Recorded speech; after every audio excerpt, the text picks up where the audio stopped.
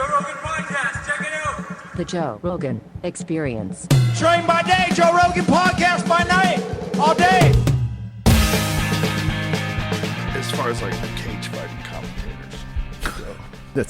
That's what you're classifying yourself as. Pothead comedian / cage fighting commentator. Fighting commentator. I got a pretty solid IQ for that. No, that's great. So you said it was the average. There's 16% of America that has below 85 IQ. Correct. So that's the cutoff for military service. So they can't take somebody in. This is the kind of talk that started Hitler off. it's like when they start getting some master race eugenic. Because, like, I would never, ever say that people shouldn't breed. I would never say anything like that. I would never. You wouldn't? I would never. Are you serious? If we were in elk hunting camp, I fucking tell you that. But publicly, I would never say that. You would never say it on this podcast. Yeah. I mean, here's the thing. I don't know what my parents' IQs were. What if my parents were, what if they got IQs and their IQ tests were really low? But I mean, isn't it possible that someone who's not that bright has a super smart kid, like they give them enough vaccines and the kid comes out a genius? I hope that's the case for my kids. God, I hope so. I hope they got a little bit more than I do. Yeah. Life's hard when you're stupid, man. Oh, my God. It's so hard when you're dumb. God. I've had conversations with dudes, and like halfway in the conversation, I'm like, this poor motherfucker with this dim light bulb. Like, typically me. That's the way I feel, where I'm like, I'm running this thing to the red, Like I've got max RPMs going on up here, down here. Yeah, I had dinner with Eric Weinstein one night. See, dude, that's what I'm talking about. It's crazy. I'm just trying to impossible to keep up. It's like you're at VO2 max, and he hasn't even stepped off the curb he's mentally. Not even sweating. Yeah, he's like, let me explain this to you. He got out the crayons and drew me some pictures. He's like, this is how it fucking works.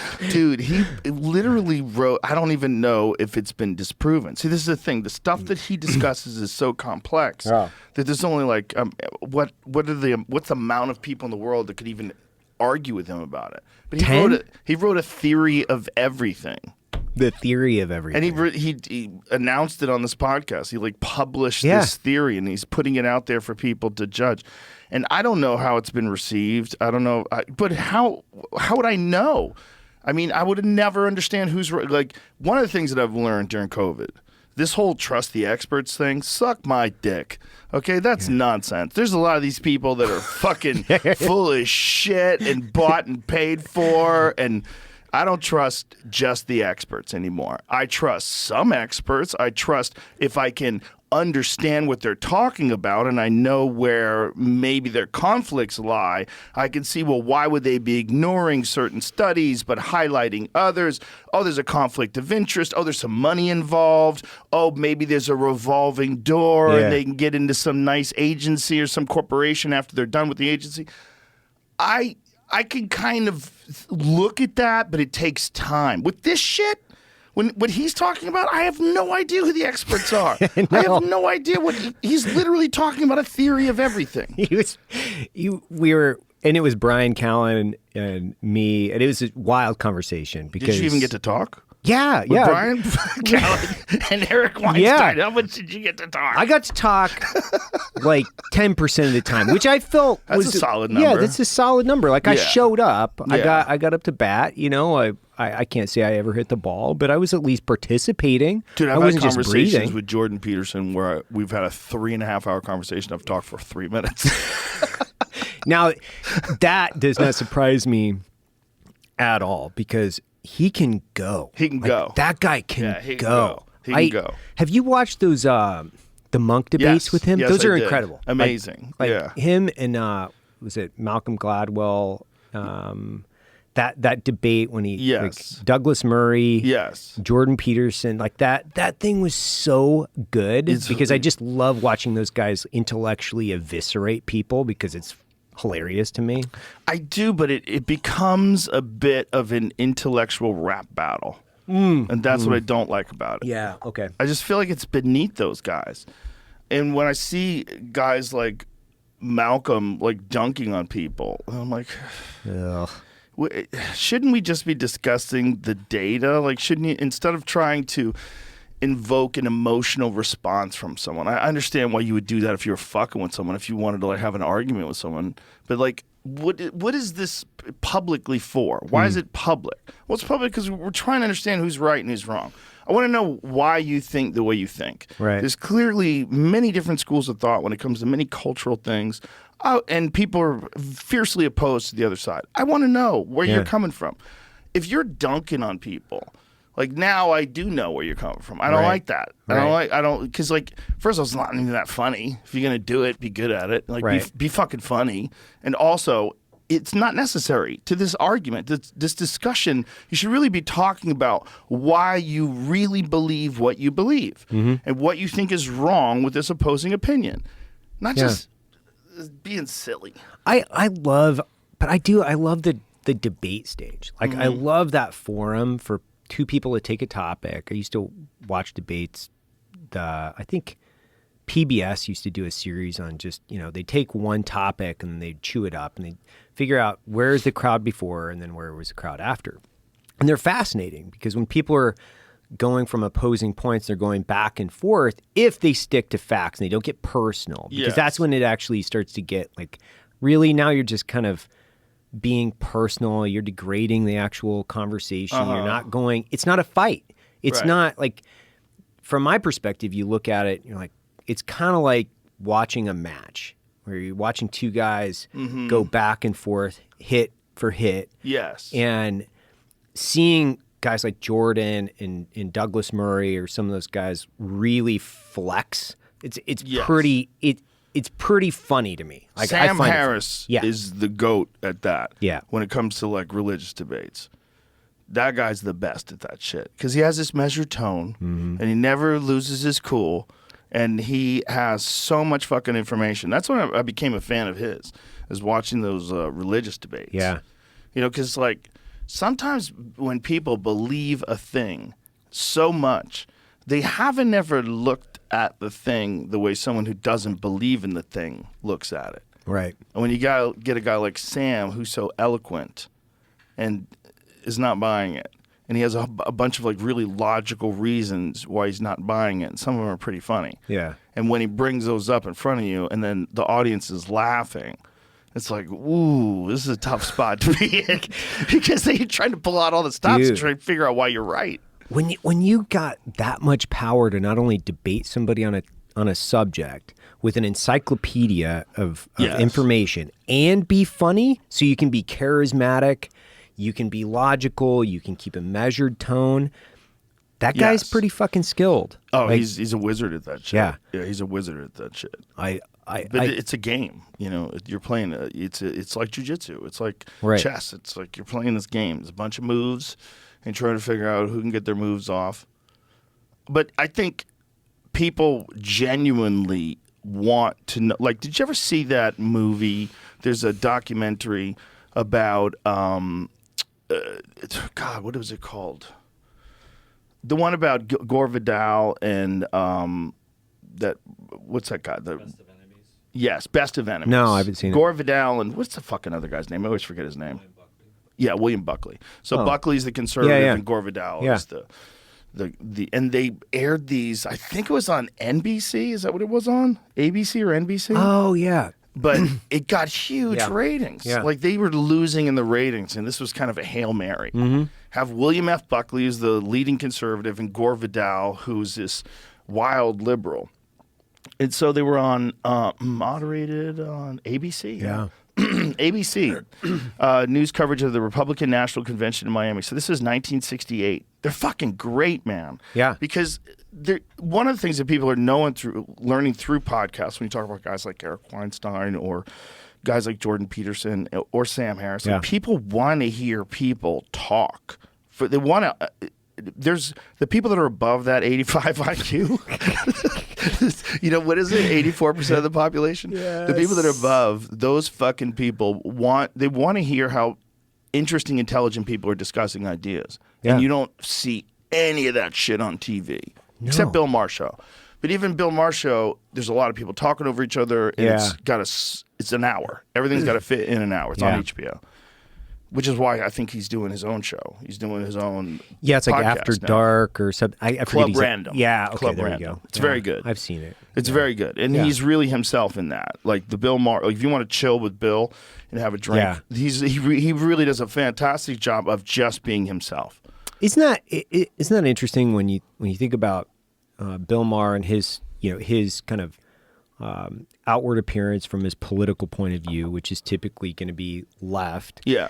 And then guys that go on a show and they have this really complex, interesting conversation, but for a bunch of people, they won't even watch Bill because he's left. Right? Yeah. They won't even watch. So they're going to stick in their echo chamber. They're going to continue to kind of propagate out speaking points from either platform. Mm-hmm. And they're never going to go out and watch different things just based on a person's political view. Yeah, but joining a political party or being in a political party like ideologically in your head is not good for you. No. It's bad for, like, there are a lot of things that people who are on the right believe that I agree with. And there's a lot of things that people on the left believe and I agree with. And I refuse to be a part of this left versus right thing. I think it's stupid. I think it's bad for us. I think it's a trap. Yeah. I think it's a really dumb trap in America. And Bill Maher says a lot of really wise shit. And he says a lot of shit about culture that goes against the ideology that he's a part of. He's as deep in the Hollywood system as is humanly possible. He's a political host on a show on HBO. I mean, that's like deep Hollywood. Right. You know, he knows where the sex parties are at. Because he's probably the guy setting the pins. Yeah, he knows who's wearing the goat mask. You know, like if there's a fucking Illuminati in Hollywood, that guy's. Meanwhile, you know, he does all these jokes in his monologue about transitioning kids. Right. About like, hey, maybe we shouldn't just break out the dick saw right away. And I'm like, yo, Bill is going for it. Yeah. That because he never stopped being a comic. Bill Maher, out of all these guys that become hosts of talk shows, he never stopped just being a comic. He never stopped touring. He never stopped doing all of his live shows. Never stopped being a comic. That's what separates Bill. Because there's a lot of these guys. Look, man, you get a job like the host of The Tonight Show or something along those lines. That you are fucking set, baby. Dude, that is Let's like... go. I'm buying a Ferrari. Yeah, I mean... I got a house in Maui. You know, like you're balling out of control. And there's a lot of like pressure to keep that going and to appease the people that would make those decisions and to also be as marketable as humanly possible to everybody out there in the world so that you can maintain this job. So whether or not there's like verbal, whether or not they sit you down and say, hey, this is what you have to say. You support a woman's right to choose. You support immigration. You support, you know, racists. IDs are racist. Like, there's like things you have to say. You're with the vaccine, aren't you, Jimmy? Like, I'm with the vaccine. Like, you have to they don't necessarily sit you down and do that, but you fucking know. Yeah, you fucking know. I mean, it's unwitting or witting, essentially extortion to a certain degree, because you're saying if you don't cooperate, you're going to be on the streets. And you're not going to get picked for stuff. No. Like, it's a tyranny that, like, if there's one person or one group that has the overwhelming part of discerning who makes it or who doesn't make it, they have the ability to choose who's the Rock. Yeah. They have the ability to choose. Right. They're going to put this guy in the movies. Because let me tell you something. As good as Tom Cruise is, and he's a great actor, as good as Brad Pitt is, he's a great actor. There's some unknown 28-year-old that can do exactly what they can 100%. do right now. Exactly. Yeah. It's a different kind of skill. It's not like boxing. Right. Like we don't know who the best boxer is. We fucking know who the best boxers are. You know? We watch them. Right. These guys are out there in like little plays and shit. And you have no idea how good they are because they don't get chosen yet. Mm-hmm. And there's thousands of them. And they're all trying to go to the same spot with a very limited amount of slots for them to get into. And I mean, think about what they have to do. A little window of time. Yeah. Because you got to get in there while you're attractive, while your skin still looks good or whatever. I mean, I mean, look at those guys. They're running it as far as they can. I mean, how old is Tom Cruise? Like 80? He's 1,000 years old. Yeah, he's a vampire. Like he looks could be. fucking great. He looks awesome. And he's still jumping out of planes. Like he's flying planes. He's jumping out of planes. Broke his ankle on a stunt jumping between two buildings. There's a video of him shattering his ankle. Yeah. Like that guy, regardless of all the crazy stuff that he said. I think the crazy stuff he says is a good part of it. I think you think so? Yes. I think that's why he's so good. Listen, man, I swore off dating actresses when I was like 27. I was like, they're just too much work. Just too crazy. Especially really good ones. Yeah. Because I'm not saying if you're a really good actress, you have to be nuts, but boy, it would help. It would really help. Because they can lock into a role in some fucking insane way that, like they're crying, screaming and crying. And nothing happened. But they're pretending. But you would think their mom just died right in front of them. Yeah. It's crazy. The ability to do that is nuts. And some people just have it. And there's a lot of them out there. And I would imagine if you're really good at that, like you don't think Daniel Day-Lewis is crazy. Oh, man. He strikes me as one. He strikes me as totally crazy. He also strikes me as fascinating. Oh, like, yeah. What's going on in his brain, being able to compartmentalize emotion and do the things that he's done. Those scenes from There Will Be... There Will Be Blood. Yes. Holy shit, dude. Dude, when that's when he crushes that guy's skull in the bowling alley in his basement. That might be one of the single greatest scenes in movie history, when he's intense. He is so intense. He's so perfect at that role, and the camera angles and the way that they were feeding that to the audience was so fucking brilliant. So good. I drink your milkshake. Yeah. And he's like making the straw like this. I'm putting my straw there. Like that guy is incredible. He's incredible. Have you had him on the show? No, I don't even know if he does things here we like go. This.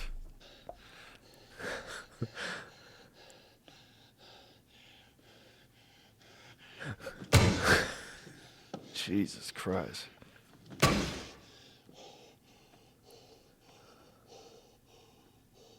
Like everything.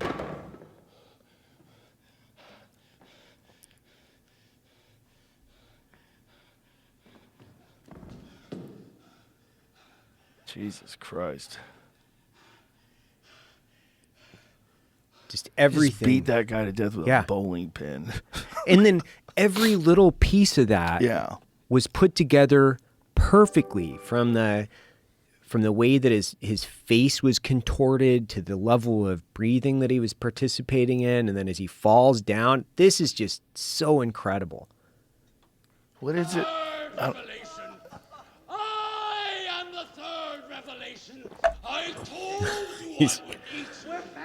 I told you I would eat you up. We're brothers. We're brothers.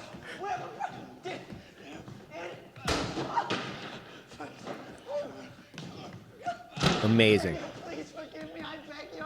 I don't remember what he did. What did he do that he's beating him to death?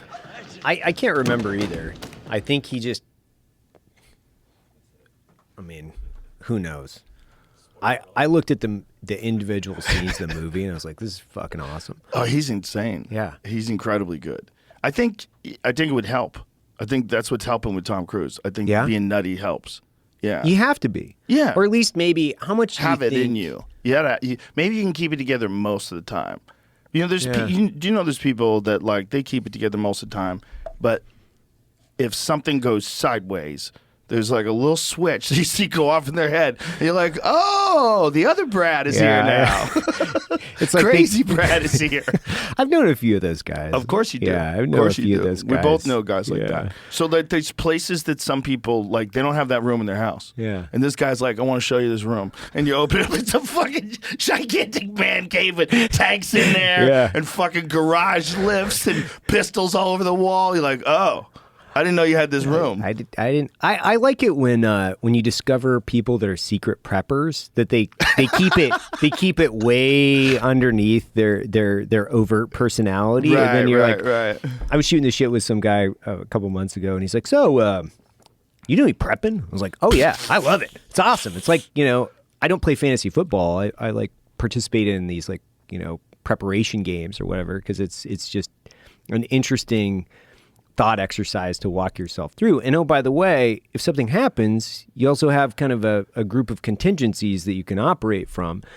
And he's like, okay. And it was like I passed the test because I was like, yeah, man, let's go. And then he started unpacking everything for me. It's like, oh yeah, I got a shipping container buried on my property. Oh, I'm wow. like, yeah, that's cool. So do I. Yeah.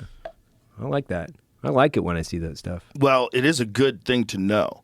Mike Glover's great at that, which got him labeled a terrorist. I think... He's fucking explaining to people how to prepare in case things go sideways, and they're like, you are a problematic individual. Yeah, I don't know how that happened. Well, I do know how that happens. How did it happen? I think you have a bunch of people within the federal government that have a political agenda, and or they don't understand. They see any and everyone in the country that owns a firearm as some type of threat at some point, and they have to be what I would say is familiar with all aspects of America. They have to really understand, like, hey, there's a group of people out there that prepare for the worst, hope for the best. That's what they do, and they're really into it. And just because they're going to the range with a group of friends and they're preparing doesn't make them domestic terrorists. It just makes them prepared. Yeah. And here's the thing that I think people should put in their heads. Does everybody remember? I'm going to speak to people that live in Los Angeles, because this is where it gets rare. Does everybody remember the lines outside the gun stores? Do you remember during the riots, there was lines outside the gun stores? Yeah. Listen to me, kids. Keep that energy. Keep that energy, because that didn't go away forever. No. That was just a couple of years ago, and the weirdness of life, the weirdness of the way the world works, some shit could pop off anywhere and everywhere. That's real. That's a real possibility. We all saw what just happened in Israel. It's a real possibility that some shit could pop off. And to bury your head in the sand and pretend that that's not possible, that doesn't help anybody. That doesn't help anybody. And to prepare, why is preparing bad? Do you think that's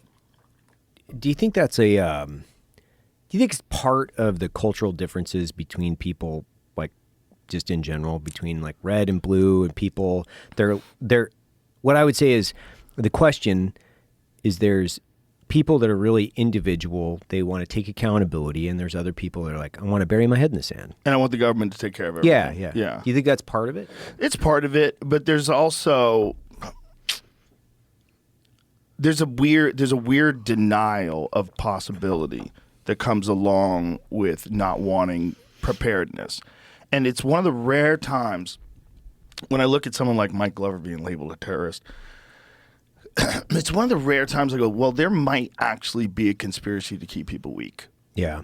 They might want to look at people like that as resistance to authoritarianism, and they want to squash that.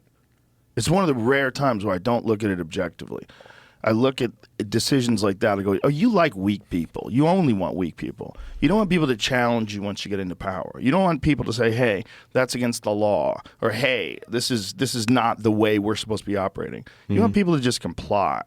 And when no one's armed, people comply. And when everyone's armed, it's really hard to get people to comply, especially if they're kind of in agreement. If there's a large percentage of us that are in agreement, no, you can't listen to all my phone calls.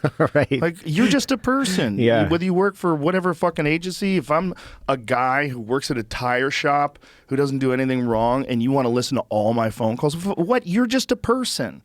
What you should be, look, if you find a guy who you know is fucking wearing a suicide vest, is about to walk into a wall, you know something's going on, listen to that guy's phone. And if you got a chain of terrorists that you're studying and you need to listen to their phones, listen to their phones.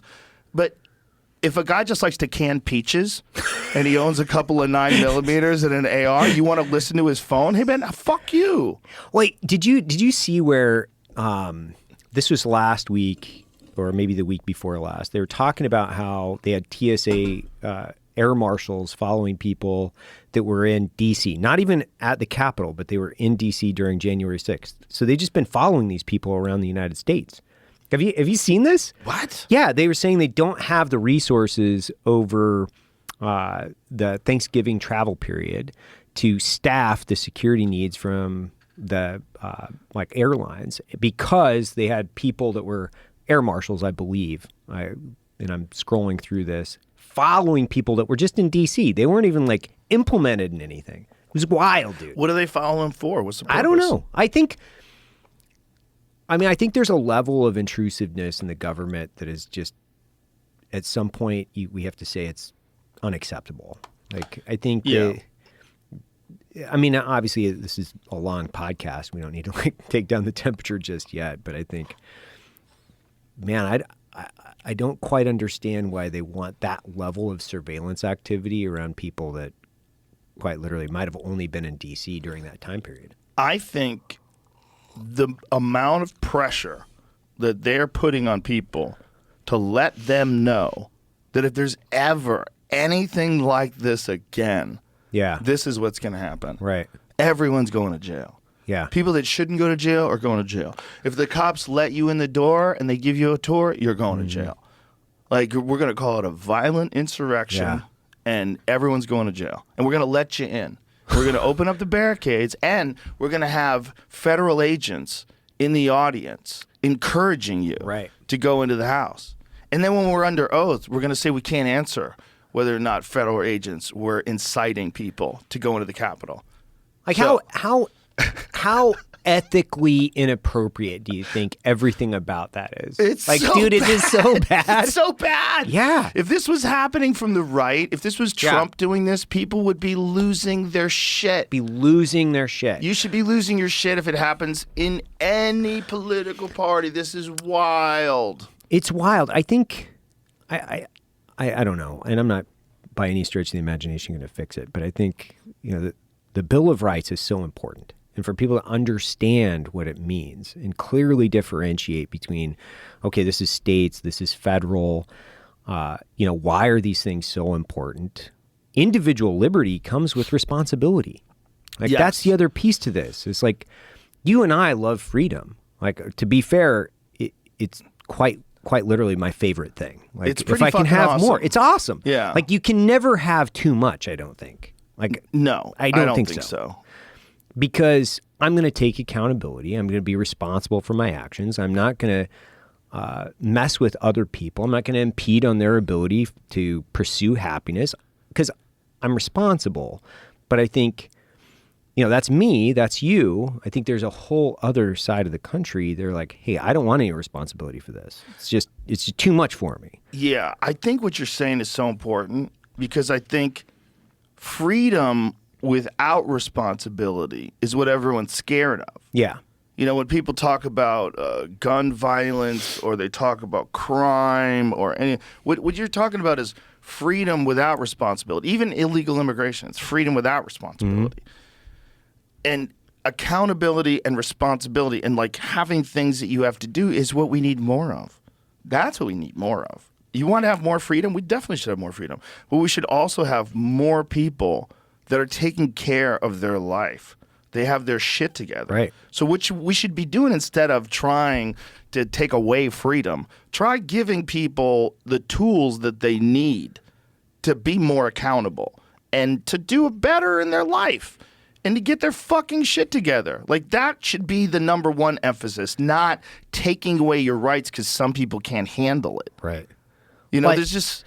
Well, and that equals everything, right? So then it's like, we'll say the highly motivated people that will live their life with virtue and courage and pursue all of what I would say is Western philosophic like principles.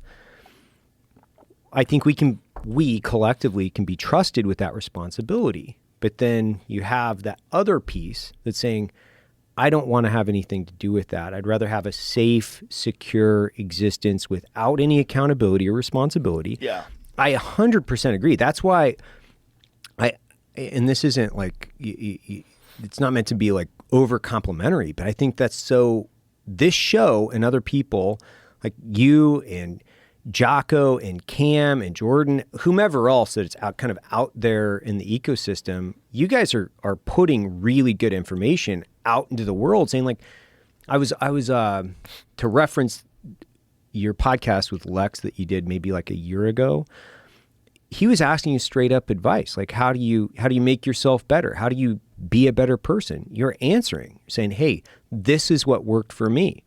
Well, you're obviously successful. You should be propagating that out into the country, into the world, having men and women, everybody else saying, fuck yeah, I'm going to take more accountability. I'm going to be more responsible for my life. I'm going to live radically free because that's fucking cool. That is what people who live in cities don't like. Because if you're living in a city and you're in an apartment building and you're an urbanist, you think of yourself an urban. So you have a scarf and you're going to get your latte and maybe you're getting an Uber or you're hopping in the subway. Like what you like is infrastructure. Yeah. You like everything to be set up for you. Oh, we have dinner at the Italian restaurant at 7:30. Great. You go over there, you eat food that someone else prepared. You get a glass of wine that someone else grew the grapes. You're not doing shit other than consuming. And this is what you enjoy. We're going to go to the play. We're going to go to the opera. We're going to go see a film. Oppenheimer's out. We're going to go home. Oh, this person is at the fucking comedy club. Let's go see that. Yeah. Let's go, let's constantly consume. And those people say, no, you need to get in shape and you need to start eating well. Like, whoa. I am not interested in this. At all. I want someone to wipe my ass. I have a seat on the toilet that sprays water up my ass, so I barely have to wipe anymore. It just hoses my ass down. I press buttons. I go to sleep. I take an Ambien. I go to sleep. I wake up in the morning. I go to Starbucks. Yeah, it's almost a prescription for what I would say is, if you want to live within the safety and in the sanctuary of an urban environment where you've got everything mapped out to you. So you've been indoctrinated under a system of like bells and whistles that nice. Conformity means everything in academia, which is don't stick out, like be on time, be best in class, make sure that you're hitting all your bells and whistles. When you move directly into that urban area where you're also working from 9 to 5 or whomever, or whatever, it's like 60, 70 hours a week, but everything is laid out. It's very lockstep conformity all the way through. Dude, I have zero interest in doing that. Like that sounds like a prison to me, to be honest with you. That sounds like a fucking prison. Well, that's what's fascinating is that these people that we're talking about that live in these urban environments that have jobs like that and are not interested in physical health and are going to restaurants and doing all the things, those people are the most fucked up. Yeah. They have the most health problems. They have the most mental health problems. I'm just guessing. But I know a lot of people that live in urban cities that are on SSRIs. Right. I know a lot of them. I would like there's that 15% of the people that have 85 or below IQ. Yeah. What percentage of the people that live in cities that live like that are on antidepressants or some sort of psychoactive medication? I read that too. I think it's about the same. I think it's almost equal. There's another like 10% of people out there. So when you think about the numbers, depending on how much overlap there is, there's 50 million people between, below 85 and then that are what you would say is clinically depressed and/or on some type of psychological drug, right? So that's like 15% as well? Yeah. I think it's almost equal. Yeah, I wonder how much of those are confined to urban areas. It's got to be higher. I think it's almost a math thing. It's called standard deviation. There's like always going to be a certain number that are 15% overlap this way, 15% that way. You know what's interesting with depression is that no one takes into account how well you're doing. Right. Like, don't you feel better when you're doing well? Like when you have a good relationship, you got a good group of friends, why don't we think of that as medicine? I think about it, like I've had a lot of time over the last, I would say, couple years to try to like turn the bolts on this to figure out what it is that's like makes me happy or creates more endurance or energy or whatever it might be. And there's this eudaimonia. Have you ever heard of this? No. This principle. It's like this old Greek term that they would use to define happiness and fulfillment through hard work and accomplishing your goals and objectives. So it's essentially being happy in establishing very difficult criteria for yourself and then adhering to it. And it's older than the Stoics. And I realized, I was like, oh, that's kind of what makes me tick. Like, I love just grinding myself into moon dust. Like we were talking earlier, I was like, I'm running this whole machine in the red all the time, right? It's like I'm 5'7", 160 pounds. So it's like I got to work to put out physical energy to even keep up, in a special operations team or whatever previous profession that I've had. I've got to push this thing to the red to carry weight, to carry enough energy that I can accomplish a task.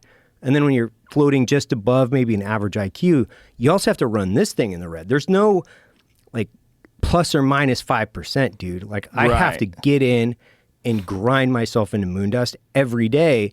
And I got to wring the sponge out of it. If I don't, well, I'm going to be just average because I'm average. Yeah. That's a thing. Like, but you found ways to use the way you think about things and figure out a path in life. I think the difference between a guy like you and these people we're talking about is some people are just looking for a place to plug in. And I think that's where the despair comes from. I think the despair comes from not having a real purpose, like not having anything you really built or anything that you really feel proud of or anything that you really feel like your company, like Black Rifle, is creative as well as like really great coffee and cool people, and it's all veteran owned. It's like something to be proud of. It's like a real thing. Like you go there, people are smiling, it feels good. You've created this amazing business. Like that's a very different feeling than someone who's in some corporate structure and there's fucking all these weird rules and laws and social things you have to do in the office in order to get ahead. Right. And you have to learn how to play golf. Yeah. Even if you don't want to play, you got to play golf. You want to make deals, you got to play golf. You got to hit the links on the weekend and like suck up to some other guy that, pleated front Docker wearing back slapping guy that you're like, oh man, like. And maybe he's a cocksucker. Yeah, maybe he's a complete dick. Yeah, maybe he's going to be a dick. And also, if he's a dick and he's good at golf and you suck at golf, oh my God, you're never going to win any of these fucking conversations when it comes to business. Or you really just want to do something else, like, but I've got to go play golf every weekend. You really want to make folk songs. Yeah, like, I want to play acoustic guitar or be a. Yeah. Or I used to like have that conversation with guys at the agency because there are people that just they weren't into the mission. To your point, it's like my purpose, my mission, and kind of the way that I've laid things out was I've always had to work for something bigger than just myself. Like I can't just be really selfish. It doesn't even compute my DNA. I have to look at something from a bigger purpose, look at the mission, the goals and objectives, be somewhat altruistic, and then just fucking dive in.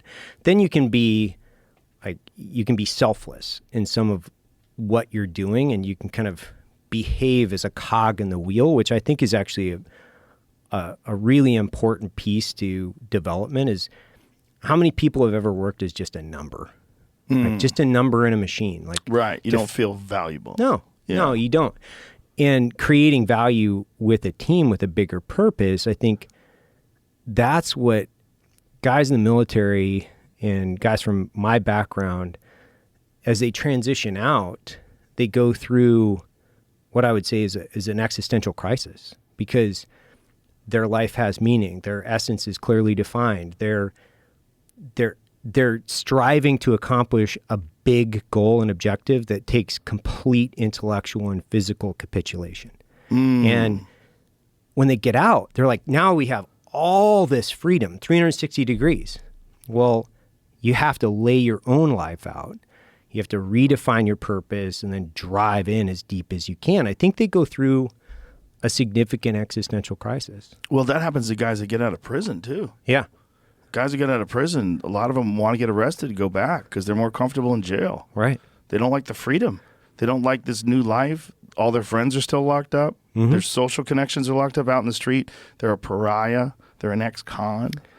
You know? And some of those things are like transitioning into the professional environment, especially from the team room.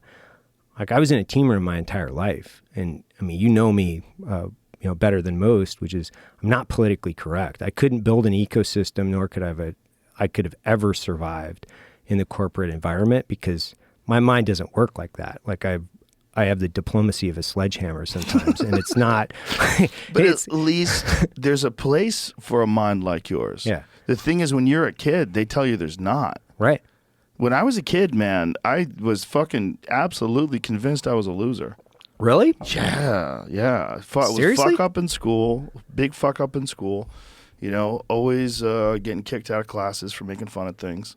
Never had any work ethic at all. The only time I worked is when if I needed money to buy a car or something like that, right. I'd get a job and I'd do that. But I was in hell thinking imagine having to do this for life. I had a bunch of, my dad was an architect, so I had a bunch of construction jobs growing up. And those fucking taught me that I don't want to do that. Right. I had a whole summer I worked with my friend Jimmy Lawless, and I carried cement bags and pressure-treated lumber all summer. It was I only worked there for a couple months. I'm saying all summer. Might not have been a couple months. Might have been a couple weeks. I was 19, and I remember really clearly going, I am never going to be able to do this, because I would leave at the end of the day. I was toast. I was done, man. I'd go to the gym to work out. I had nothing. I was just so tired. There was not, and I realized okay, I can't do this. I admire people who can do it. You could just show up for work every day. I feel like I'm in hell. Right. I got to find a thing. But I got lucky that there's things. And you got lucky that there's things. Yeah. But in school, they don't tell you that there's things. They don't say, hey, Joe, I see how you can't pay attention in class. You're always cracking jokes. Maybe you should be a comedian. No.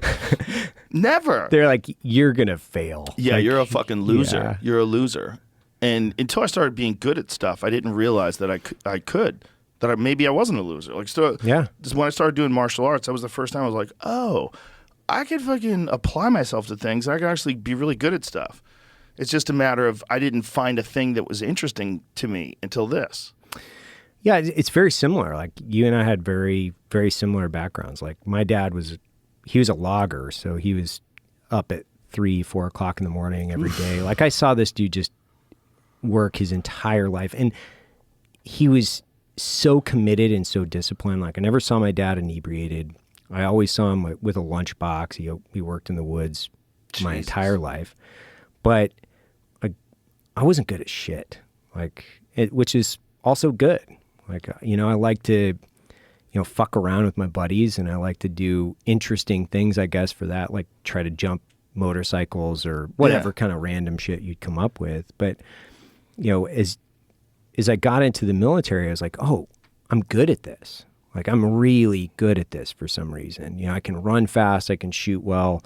I can put together semi-coherent sentences. So, shit, I can be good at this. And this is something I can, steal the phrase, accelerate your life or whatever. I can accelerate my life. And it was fun, dude. I could jump out of planes and learn different languages and spend most of my life out of the country. But it was the same kind of evolution. It's I found this thing that I was really good at. I loved it, and I could just go chips in on it, and it built layers of confidence and allowed me to just build the confidence to say, well, you know what, if I was good at this, I could probably apply this to other things in life. Yeah. And it just compounds. The way I built Black Rifle and why I did was my mission statement when I transitioned out was to transition out of government service and live a happy and fulfilling life. That was it. It didn't have anything to do with, money or goals or any of those things. It was, how do I define happiness? How do I define fulfillment?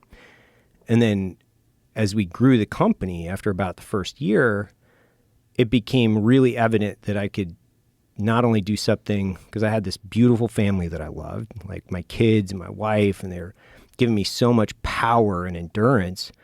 What if I built this really cool company where you could leave the family that you love and go to work in a company that you love, and then it would become a flywheel. It would just get faster and faster and faster in your life and create more happiness, more fulfillment. What if I could scale that and give that to other people? And so far, I mean, it's fucking worked. Like I feel so happy, and I feel so like I'm so grateful. Like I'm just so grateful for the things that I've been able to do over the last 10 years. And I tell this to people all the time. Or go to my refrigerator, pull milk out for my kids. There's not a morning or a day that doesn't go by where I don't thank my customers for they've given me this opportunity. Right? They've given me this opportunity to make crazy art and amazing coffee and build this culture of people that I love. Fuck, that is cool, man. And it's very cool. It's them. They did it. They did it for me. I just kind of like have facilitated it. But it was the perfect thing for you to plug into. Yeah. And to apply your passion into a new direction. What's interesting too about Black Rifle, and by the way, thank you for the cup. Yeah, man. Evan brought me a mug. This is how thoughtful he is. It's white on the inside so I can see how dark the coffee is. Yeah. That's a real coffee nerd, folks. Yeah, it's built perfectly from, and I won't like, everybody will gloss over and start like tuning out, but it's 1:16 ratio brew method from 30 grams of coffee in and 480 grams yielded. But then you can see it. How dark is it? How light is it? You can kind of, I built it for the perfect mug based on how many fingers can you get in through the handle. What's the weight of it? I also build things that if you have to hit somebody in the fucking face with it, they're not. It's got some heft. Yeah. These little bitches will break easy. Yeah. This got a lot more heft to it. It's got a heavy bottom in it, so there's a little bit of thought that went into that. You can fuck someone up with that, especially if you get your hand around it this way. Yeah. That's how I would do it. Right. I wouldn't hold on to the handle. I'm not trusting this handle. I put my fingers through the handle. I'm looking at this end right here as being the most durable spot to hit somebody with. It's got this a good is what edge. I'm looking at. Yeah, you don't hit him with up there. No. You get him with this. This is what I'm looking at. I'm looking at a nice angle.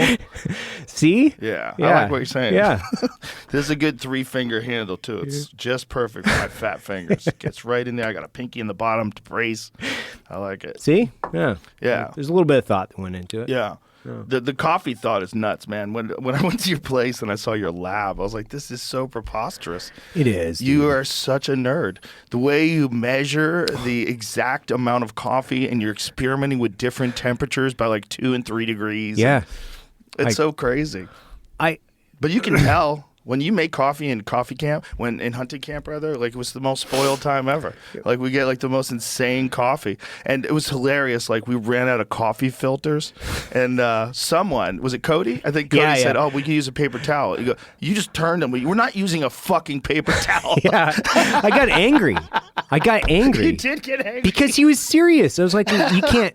Are you serious? No, we're not doing that. Like, I'll go to the store. I'll get filters." Well, but these we're not guys doing are fucking cowboys. They would throw some fucking coffee beans and throw a rock into a fucking thing and pour hot water on it. They're just like, yeah, this is whatever. These guys are animals. Yeah, they're amazing guys. They're amazing guys. They're amazing, fucking hardworking awesome. dudes. Yeah. I love those guys. I look forward to going there every year. Dude. We have so much fun together, too. That's such a fun week. I had so much fun this year, like, for the people listening, I guess. It's like, I got to watch you do, like, 30 stocks.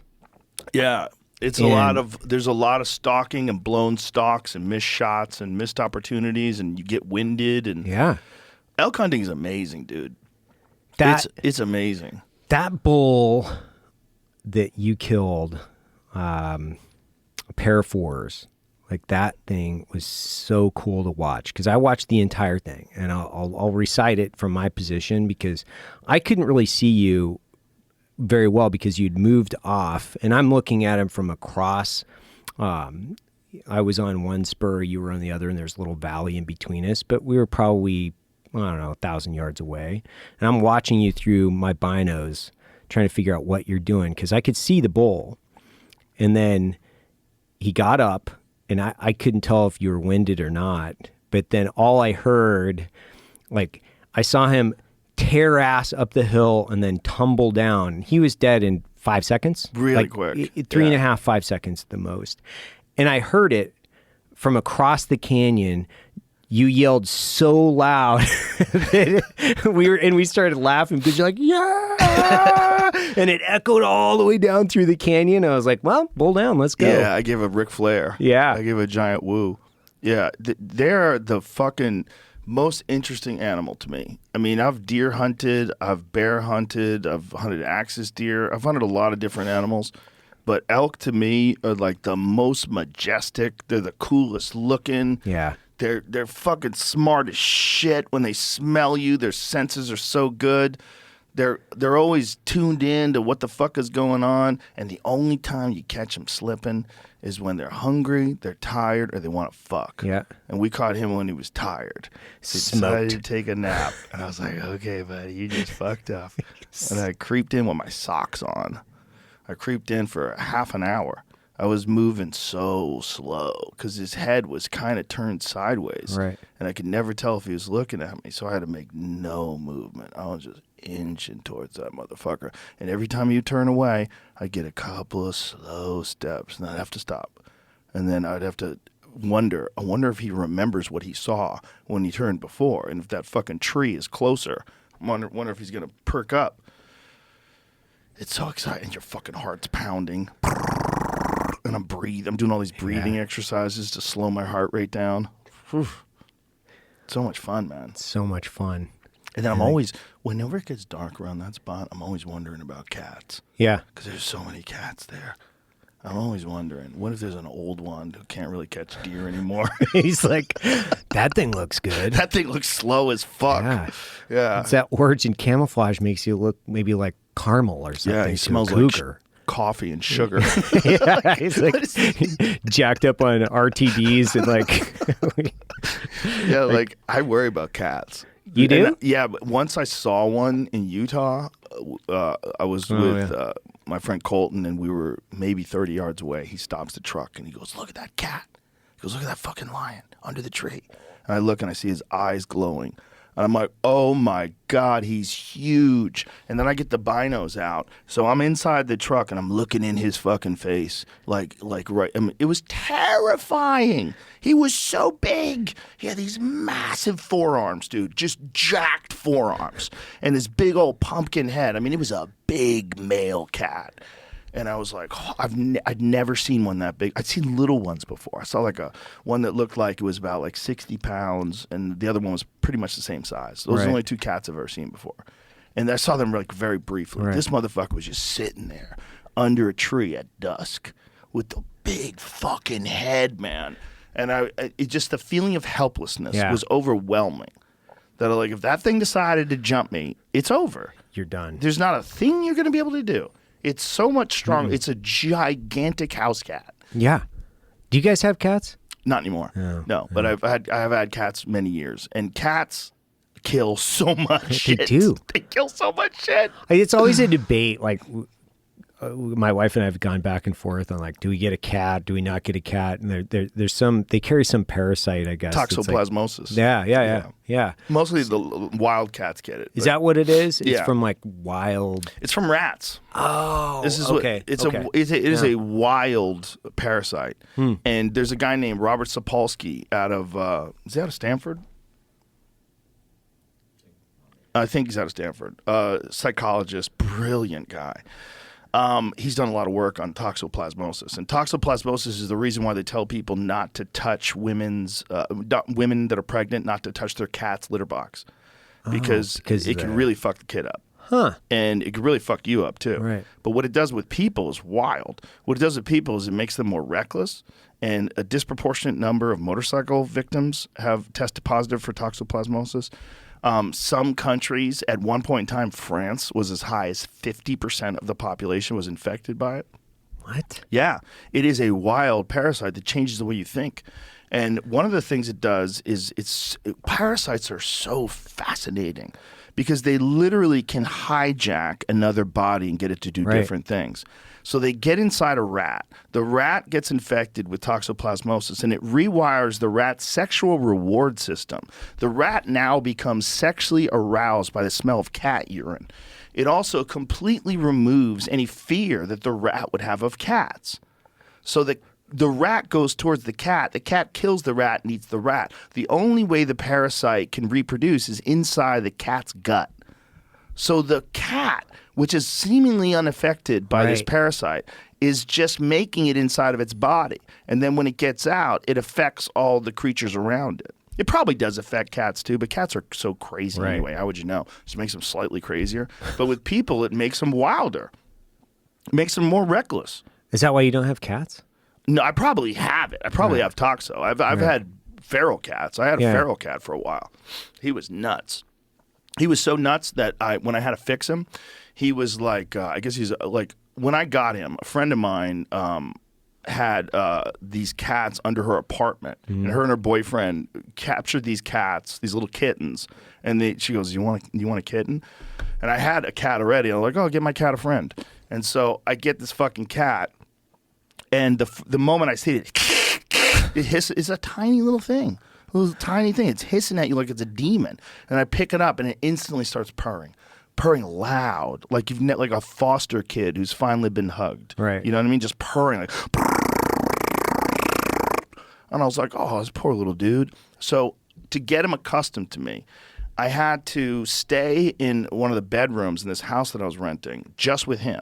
So I brought some books in there. I brought his litter box, and I brought cat food, and I just hung out with this fucking cat for like days in this room. And I had to do it that way because every time I would leave, when I'd come back in, he would literally climb the walls, just hissing and jumping and clawing at the drapes. It was wild. And then I would corner him, and I'd touch him, and he would start purring again. And then I'd pick him up, and I'd start petting him, and then I'd just sit there like reading a book. And I did it for days to get this cat comfortable with me.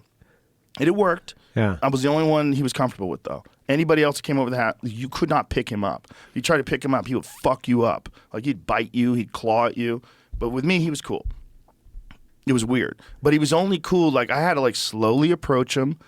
His name was Jack Dempsey, because Jack Dempsey was a hobo. So I thought it was a good name for him. Yeah, yeah. So I'd pet him, and then he'd immediately start purring. Then I could pick him up.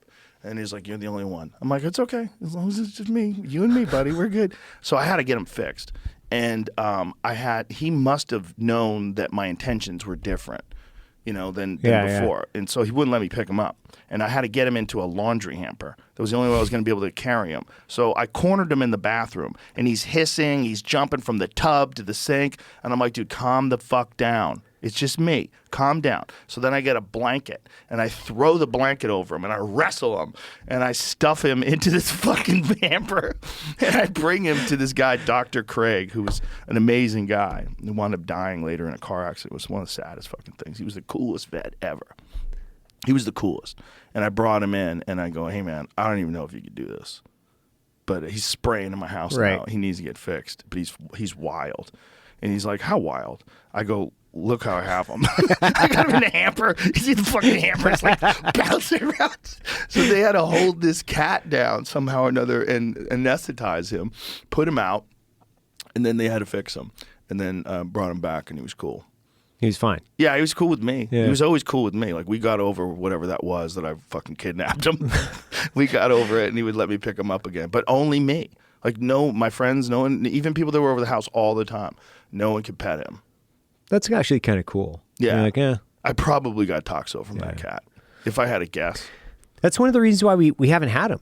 Like, because I'm like, They are ruthless little murderers. Yeah. Cats kill billions of birds every year. B-I in America. Yeah. Billions. They're billions. That is so nuts. What is the actual number, Jamie? Because it's so crazy. You see the number of small mammals and birds that house cats. And I look at just house cats kill. I look at my dogs and I'm like, dude, if I leave for like 45 minutes, I don't know if you guys are gonna make it.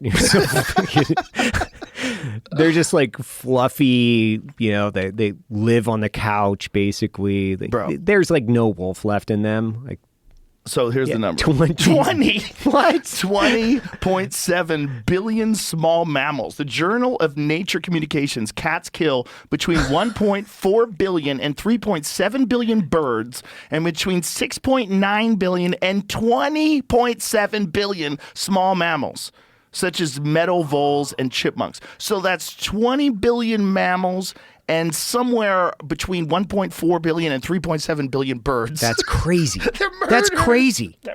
They're fucking murderers. Like that's like mad respect there because like these things are living in our house. Oh my God. This one says between 1.3 and 4 billion birds and between 6.3 and 22.3 billion mammals. So it's probably going up every year because there's more cats every year because they keep fucking. And the wild ones are wild cats. They're fucking unbelievable murderers. That's fucking wild. Look at this. Researchers get that a single cat may kill between 100 and 200 mammals annually. See? Just murders. Yeah. I could have a barn cat. Like that'd be cool. Well, they will definitely keep rats away. Yeah. That is. I mean, they have a function on farms. They're great. 100%. They're great. They're great at doing that. If you want to have a wild cat, that's the place to have them. They fucking keep everything away. There's this hunting lease that my friend Tyler from Archery Country has, and we went there, and there's this cool fucking wild cat that hangs out there. But he's like domesticated. Like he comes up to you and rubs up against you, and you're like, "What's up, little buddy?" And that cat just kills everything. All he does is, I don't think anybody feeds him. I think he just wanders around that ranch, killing everything he needs to eat. That's a great life. It's a great life for him. He's so happy. Like that cat, because he loves people. Like he's not a wild cat in a sense that he's not domesticated, because he does come right up to you and rubs up against you, and you pat him and he rubs over. You could rub his belly. He's not worried about people at all. Everybody treats him really nice. So he's like a sweet, sweet cat. Right. But no one's feeding him. He's just a little murderer, just running around eating rats and mice and fucking birds. And I've got a whole new respect for him. Like reading that, I had no context to the billions of animals or the small rodents and shit that they're murdering every year. That's amazing. It is amazing, but it's also kind of crazy that they also seem content to just chill in an apartment. Mm-hmm. Like cats don't seem to have a problem being in an apartment.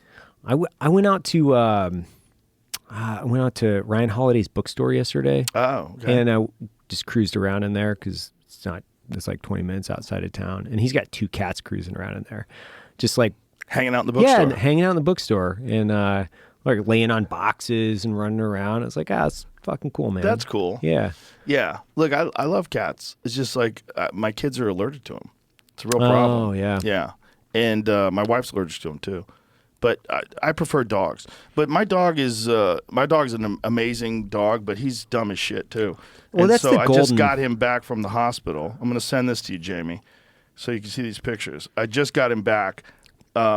So we came home the other night, and Marshall had eaten chicken food that was outside on gravel, but he didn't bother to differentiate between the gravel and the chicken food. So he ate about 2 pounds of gravel. Yeah. And I'm not exaggerating. 2 pounds of gravel. It was pounds of gravel. There was so much gravel that he ate that he threw up. That's a pile of gravel that he threw up. That's one of 7 piles of gravel. Show the other picture that I sent you. That's my foot for reference. I just sent you another one. That one. So that we found. Oh my gosh. That's all gravel that he threw up. So that's once he threw up like six times in the house, and then the 7th time, it looks like he threw up several different times there. Right. So I took him to the emergency vet, and they do an X-ray, and he still has gravel in his stomach and gravel in his colon. And they're not as concerned about the gravel in his colon, but they were concerned about the gravel in his stomach. So I had to take him to a hospital where he stayed overnight for 2 days, and they gave him liquid therapy. They put an IV to him, and they monitored him, and they made sure that he was okay. And he eventually shit out all the gravel, and they didn't have to do surgery, but there was a concern that there could be an obstruction. But they finally let him out today, and he's fine. But like that's the kind of shit you have to deal with if you have pets. He ate gravel. He ate 2 pounds of gravel. My Golden's name is Potato. And I rebranded him because his first name was Maximus. And we were driving down the road one day. I was like, this dog needs a naming rebrand because his fucking brain is like a potato. And then that was it. Does like Maximus his name is have Potato. His balls? Does he have his balls? No. Yeah, that's the thing. He was we adopted him. He was like 2 years old when we got him. I've got a golden doodle and a golden, so they're just, one's beans, one's potato. The other one's Dr. Beans. potato. So. I've met Dr. Beans. Yeah, Dr. Beans is the best. He's a cool dog. Yeah, he's the chillest of the chill. I'm not like a cat hater, but I absolutely prefer dogs. There's a thing. I have a relationship with my dog. He's like my friend. Yeah. Like I come home, I could talk to him. He listens to me. He kind of knows what I'm saying. You know, like there's little things that we do. Like you want to get the ball? He just pops up like, let's fucking go. These videos of me with him with the ball. I've never been more excited in my life about anything, maybe other than elk hunting. Right. This dog is fucking bouncing around. He's going, and every day I'm like, is he going to be bored? We do this ball thing every day. There's not a fucking day where he's bored. He's like, the ball's out. Holy shit, we're going to do the ball. It's like he's so simple. But if you had a guy come in and you're like, you want to get the elk? You want to get the elk, Joe? You'd probably be the same way. You'd be like, fuck yeah. No, the thing is, with elk hunting, the only way it's really exciting is if it's hard. Yeah. Like, that's what was so exciting about that hunt that you watched from a distance. Was like, I had to like creep in on this fucking dude and hope the wind didn't shift. I had to creep in on this dude and hope that he didn't catch me moving. I had to hope that there was a window where I could draw, where he wasn't going to be, because once he gets up, what if he's getting up facing me and I can't draw? And I'm trying to figure out, when do I draw? There's a lot going on. And I'm like, I know I ranged him at 50, but I took 2 steps. What is this right here? I mean, is he at 50, is he at 48? Is he at 47? Like, where do I aim? There's so much going on that's what, when it's successful, that's what's so exciting, that it's hard to do. Yeah. The ball's fucking, he knows that ball's coming every day. Yeah. But he's so excited. It's like instant gratification. He's like, the ball's coming. Woohoo! Did you shoot that bow yesterday? Yes. So what's the difference? It's smoother. It's better. Smoother? Yeah. They made a few significant changes. There's a new Hoyt bow that just came out. What are they calling it? See if you can find it. The Keep Hammering edition. I think it's the VXM33. Did you go up? Are you still at 80 or did you go up? I have 2 bows. I have an 80 and a 90. Okay. Yeah, so one's at 81 or 82, and the other one's at 90. Can you feel the difference? Yeah, you feel when you pull them back. Yeah. What about in accuracy? Well, they're both super, super accurate. The thing is, you just can't shoot as many arrows in a day with a 90-pound bow. I've figured that out a long time ago, which is why I got an 80. I have a 60 at the studio, which is like a kid's bow. It's amazing. You draw it back, it's just like so easy. And I just use that one for practicing my form and because it's just nice to have a bow at the studio. And then there's the 80 that I shot Elon Musk's Cybertruck with. Dude. That just happened to be laying around here too. That thing just bounced right off of it. That was actually one of the fucking coolest videos. Pretty cool. He let me shoot his truck with a bow. He's like, oh, yeah, you want to go shoot it? Let's shoot it. Yeah. Like, okay. So it's got a little scratch on it now forever. The tiniest scratch, too. Right. And it's a fucking heavy-ass arrow from an 80-pound bow. And it didn't do shit to that door. Just blew it up. Blew up the arrow. But the new Hoyts, one of the things about bows, for people who don't know, unlike firearms, which are essentially, like if you have a SIG P365, that's what that gun is. Like if you got that gun 5 years ago, like they made a comp version of the 365, so they put compensation in the barrel, just makes it a little better, a little easier to shoot. But they make essentially the same kind of gun with small improvements for years and years. Like if you buy a 5-year-old gun, it's still a top of the line gun, right? Bows, somehow or another, they, through engineering and these fucking wizards, they make them better incrementally every year. They really do. Like I noticed the difference between last year's bow and the year before. Like the moment I shot, I was like, wow, this is smoother.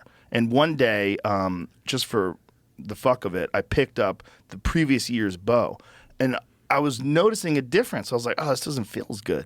The draw cycle's not as good. The release doesn't feel as smooth, but it was better than the year before. Right. And so last year's bow was like, this is how they're going to top this. This bow is amazing. Yeah. It's so accurate. It's so smooth. Boom, they did it. They topped it. They keep making them better. They're more efficient. They pull back smoother. They're more dead in the hand. This bow feels like nothing when it goes off. Nothing. It goes off. There's like zero vibration. It's incredible. Whatever they're doing in terms of like there's a particular design of their riser that the vibration, even if it goes through the bow on the shot, almost none of it is going through your hand. Right. It's incredibly like dead in the hand, which, leads you to be more accurate. Everything is about accuracy and efficiency and smoothness and comfort. Have you transitioned over to the that stand clicker yet? Have you tried that thing? I do like that, but I keep going back to the knock to it because the thing about the stand clicker is this is nerd talk, folks. Yes. This is it makes your draw length 1/4 inch longer because it's 1/4 inch longer than the head of the knock to it, which I'm so accustomed to. Yeah. So all my anchor points are slightly different. So with the stand, the string is just like 1/4 inch further forward, and there's something about that maybe I have to get used to. Maybe if I pull harder on the wall, I maintain the same stability, or maybe if I extend my arm out a little bit more, I maintain the same stability. I'd have to transition and try it because I've been using Dudley's archery releases for so long. Like between the Too Smooth, the hinge, which I really like, and then his other one, the Knock to It, which is the thumb button that I really like. I'm just so used to those. I keep going back. Like I've tried, the stand clicker, the stand non-clicker. I think it's the T. I've had the hinge. I've had a bunch of these, and I keep coming back. I'm the most accurate, hands down, with the Knock to It. I think it's just because I've got so many reps. It feels so natural, and now that I've got that thing dialed to like super hot sauce. Yeah, it's hot sauce. You breathe on it wrong and it goes off. You got to be careful with those. Yeah. You got to always check them because I've had it when those are really hot with Carter releases. Well, they'll go off just based on the amount of tension that's on the string because I'm pulling so much weight. Right. So I always, wherever I like it, I crank it a little bit stiffer now. Just a little stiffer. Just a little bit. Just a little. Just a little bit. I want it so I could put my thumb on it and know that the slightest amount of back pressure, that motherfucker's going off. Just the slightest amount. So when I get that, and then I go through my shot process, I don't have any concerns about it going off. It's just everything's there. Let's fucking go. And it's off. And I feel like that, to me, is the most accurate. And there's a lot of different schools. A lot of people like it very heavy. And what they do is they hook the button in here, in the crook of their thumb, and then they pinch their finger around it, and they can get a good grip, and then they're just all pulling with their back muscles, and that makes it go off. And you could do that too. But I think that's because they want an absolute surprise shot, because they're concerned they're going to punch the trigger in that moment. But I think the real thing is about controlling that moment. The real thing is about staying cool in that moment, and that's the hardest part of it. And I think the less anxiety you have about your release, the better. I know that motherfucker's going off if I want it to. But I also know how to do the shot process correctly. So that's my little, what I've learned is I like it hot. Yeah. I like that bitch hot. Yeah.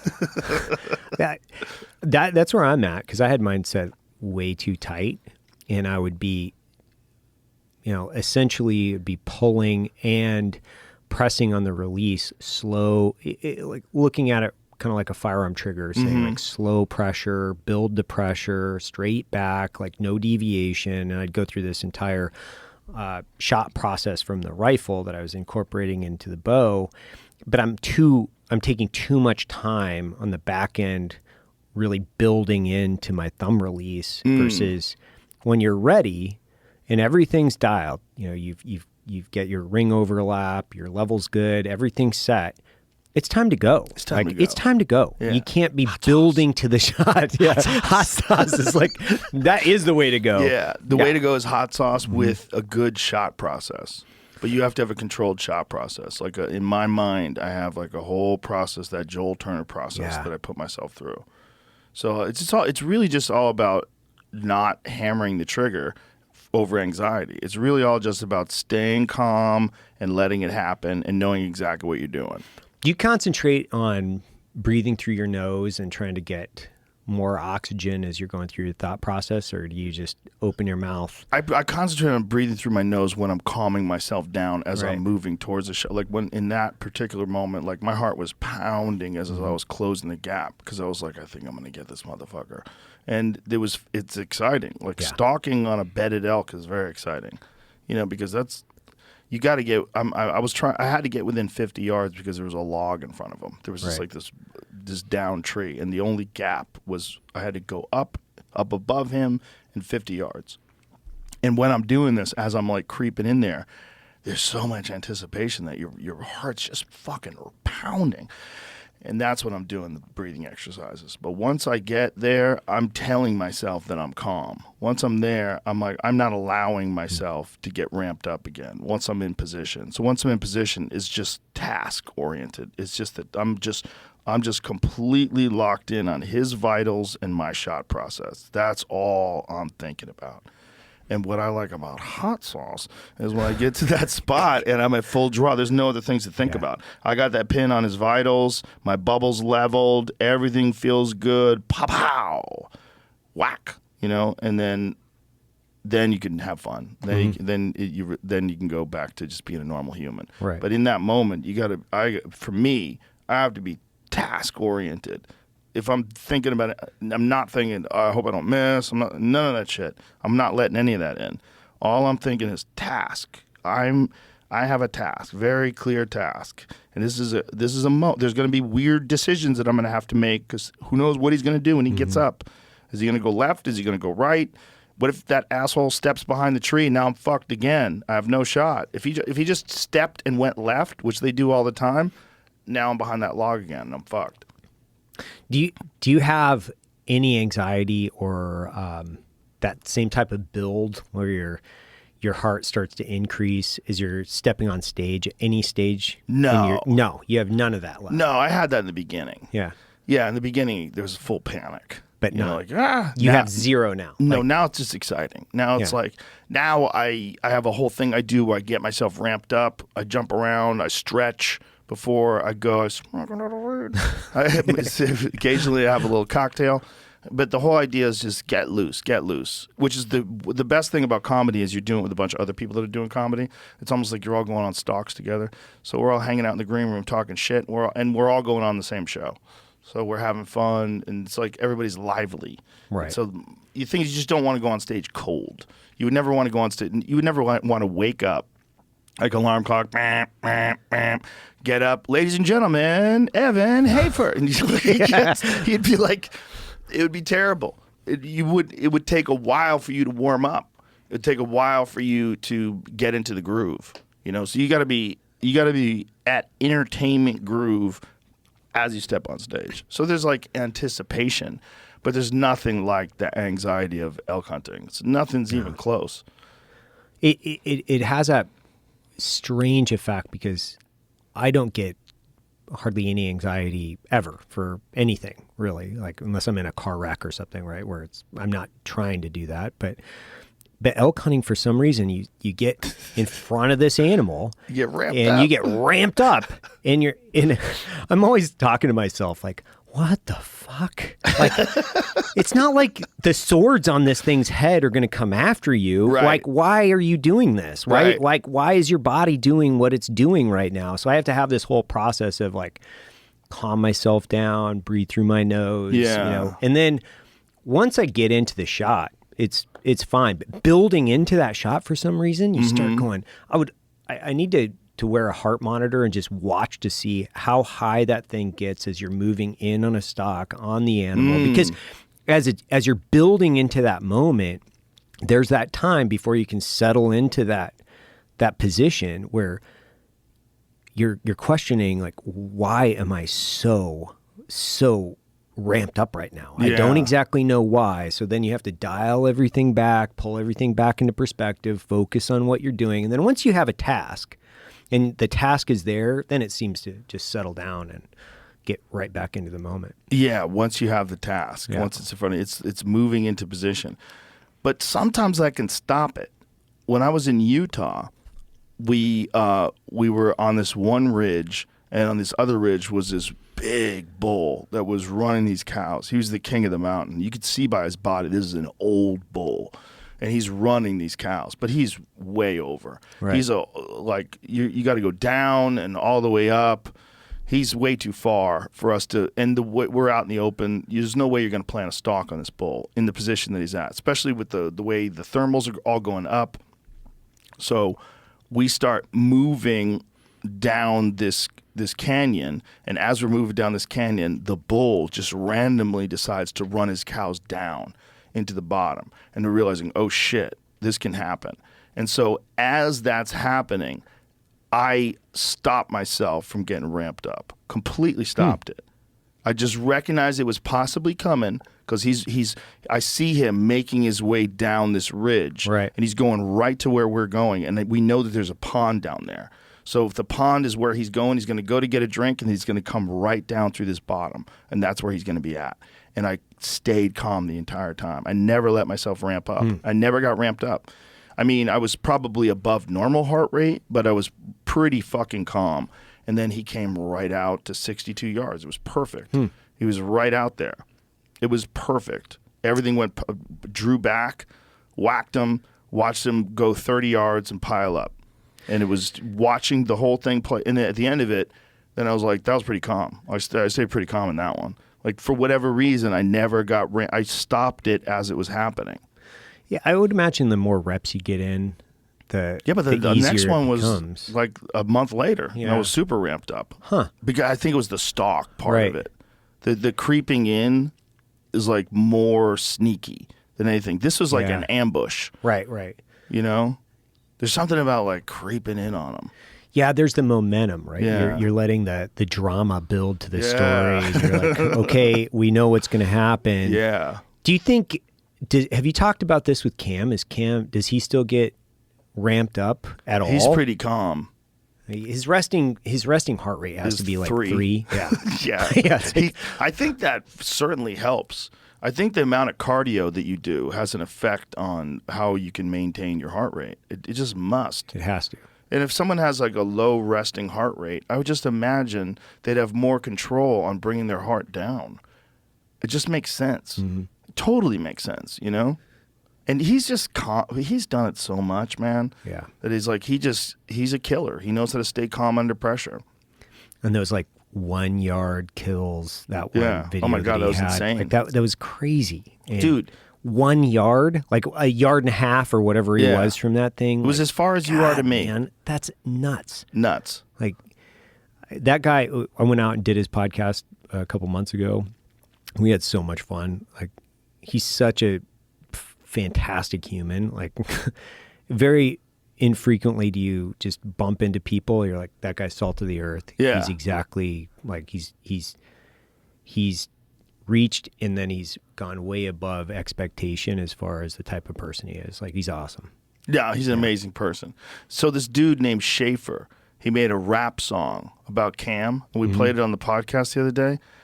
It's number 8 in the hip hop charts now. Seriously? In the all around hip hop charts. And it was I think it's number 6 now. And it was number like 90 in all songs. It's a rap song about a bow hunter. And it's number 6 in the hip hop charts. Yeah. Because that makes sense. Yeah. Yeah, just because we talked about it. It's bonkers. It's a good song, though. The guy's good. Kid's fucking talented. I'll have to check it out. Yeah, but it's just nuts. I have to piss so bad. Let's piss. We'll come back. All right. But yeah, it's all random shit. How's the carnivore guy? He was great. Yeah. He was great. He's still alive. Crazy. Yeah. Guy's eating only meat for 7 years. Fucking wild. It's wild. He's thriving. Are you still doing only meat? Yeah, I cheat every now and then. On Saturday night, I cheated. I had sushi. But sushi was great, but I felt like shit afterwards. I felt like I ate a brick. Rice. I never feel like that if I just eat. Yeah, it's just right. I ate a lot, though. I overate. I over-ordered, and they were really nice, and I felt obligated to keep eating. Thanksgiving, you don't do potatoes, nothing I like did that? this Thanksgiving. Yeah. But most other days, like today, for breakfast, I had elk sausage, eggs, and bacon. That's a normal breakfast for me. Yeah. I don't know. I steer clear of. I think I just meat, vegetables, and a limited amount of fruit. Because I still like vegetables. Like that's the problem with. Like, I like vegetables. I like bok choy. Yeah. Yeah, I like squash. We had some sweet potatoes the other night. They were great. So, but I've completely cut out everything else. Like I don't drink hardly at all. Like very, very limited. Everything is gone. Like no breads, no rice. That's good. Nothing. If you can do that, you'll feel better. Oh yeah. It sounds nuts, but the way he described it, and the studies that he shows, it's like there's enough evidence to point to that at least for some people, that's a very beneficial way to eat and live. But I think really what it is this thing of eating only meat. I think for sure meat's very nutritious, but I think a big factor in that is that you're just cutting out all the crap. Right. And if you just eat only meat and organic vegetables, I don't think that's bad. I don't buy it. I don't buy that salads are bad for you. I think that's crazy. Well, and it's good. It tastes good. Tastes good. I think what's bad is the shit they spray on them, for sure. Glyphosate is bad. Seed oils are bad. There's no one's out there saying seed oils, industrialized seed oils are good for you. They're not, but olive oil is good for you. So you could have olive oil and balsamic vinaigrette on a nice salad. I don't think that's bad. No. Some heirloom tomatoes, some onions, some olives, my wife did like a whole gardening thing this year. Ooh, that's nice. We had this giant garden with, heirloom tomatoes and a bunch of stuff. It was amazing. It was awesome. Dude, when you get an heirloom tomato right off the vine, slice that bad boy up, put a little salt on it, a little balsamic vinaigrette. Oof. Chop up some avocados, put it on there. Yeah. Dude, it's amazing. Amazing. Is there anything that's worse for the environment than avocados? It's like avocados and almonds, I think. Yeah, almonds. Yeah, it's like 10 gallons of water for one almond. And you just see people like shoveling them down. You're like, oh, there's where all California's water goes, right there. Oh, but I was reading this thing recently, but I think the discovery was from 2021 about a new, very inexpensive method of desalination. Is that how you say it? Salination? I know what you mean. Yeah. How do you say that? How do you say the word? Yeah. But anyway, removing salt from water so that you could use ocean water. Mm-hmm. But that they were going to be able to have them available in like a home size version. It's like not even that big, like a suitcase size, I think it is. Really? Yeah, and it can literally desalinate the water that comes from the ocean, and you could turn it into drinking water. That's like a game changer. Game changer. Yeah. But this is what I've always said. Like, I used to have a bit about people wanting to go to Mars. And, America we have a water problem. I go, we're right next to the fucking ocean. The last thing we have in California is a water problem. We have a salt problem. There's so much fucking water. It could eat us up. It could literally devour the entire state with one giant wave, and we could be living on the beach in Arizona. Like, this fucking thing moves all the time. There's so much water. We don't have a water problem. No. We have a salt problem. Yeah, I think the Israelis have actually figured that out. They have like full plants that they're out there doing. I'm going to send this to you, Jamie, because I saved, I think I screenshotted it with the intention of looking it up later to make sure it's legitimate. But I'm pretty sure it is. Yeah, how much stuff do you typically, when you're thinking about, how many episodes have you done now? 2,000 something. 2,000? Yeah, and then a bunch of Fight Companions, and then a bunch of MMA shows. So it's more than 2,000. Look, when you think about all the different pieces of information that you've cataloged in your head with all these different interviews, I can't imagine like the information that you've put out too, just in terabytes as far as the volume is concerned. Now you've got interviews with Elon, from Jordan, from all these different people. That's so much information. How much do you think that you've been able to just store in your head? Not so much. Desalination system could produce fresh water that is cheaper than tap water. MIT engineers and collaborators develop a solar-powered device that avoids salt clogging issues of other designs. This is from September 27th of 2023. So this, I don't know why I thought it was earlier than that. I found this very similar titled article from a year ago and even 2021 too. Okay, that's probably where I saw it. So engineers at MIT and in China are aiming to turn seawater into drinking water with a completely passive device that is inspired by the ocean and then powered by the sun. That's fucking amazing. This is where science is incredible. The configuration of the device allows water to circulate in swirling eddies in a manner similar to much larger what's that word? Thermohaline circulation of the ocean. This circulation combined with the sun's heat drives water to evaporate, leaving the salt behind. The resulting water vapor could then be condensed and collected as pure, drinkable water. In the meantime, the leftover salt continues to circulate through and out of the device rather than accumulating and clogging the system. That's amazing. And then also, couldn't you just recapture the salt and use it? Seems like it. Produces about 4 to 6 liters of drinking water per hour and lasts several years before requiring replacement parts. One of the things that Gary Brecka was saying that I found shocking was that some Himalayan salt, like you always think of like Himalayan salt as like super healthy. He said, no, some of it has mercury in it. Because some of it, the way they mine it, like if they get too close to like certain areas that contain mercury, it can be contaminated with mercury. And he was recommending Celtic salt over Himalayan salt. See if we can find any articles Interesting. on that. So you can actually get Celtic salt. Yeah, Celtic salt. Know. It's I don't know. I guess you just order it. You got to hope they're telling the truth. Right. One thing I found out through this lady that was a beekeeper that came on here, she goes, a lot of the honey you buy is bullshit.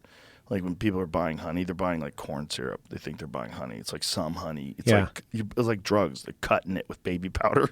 Yeah, one of my really close friends. That's what he does. He's a beekeeper. So I've been out there like helping him with the bees.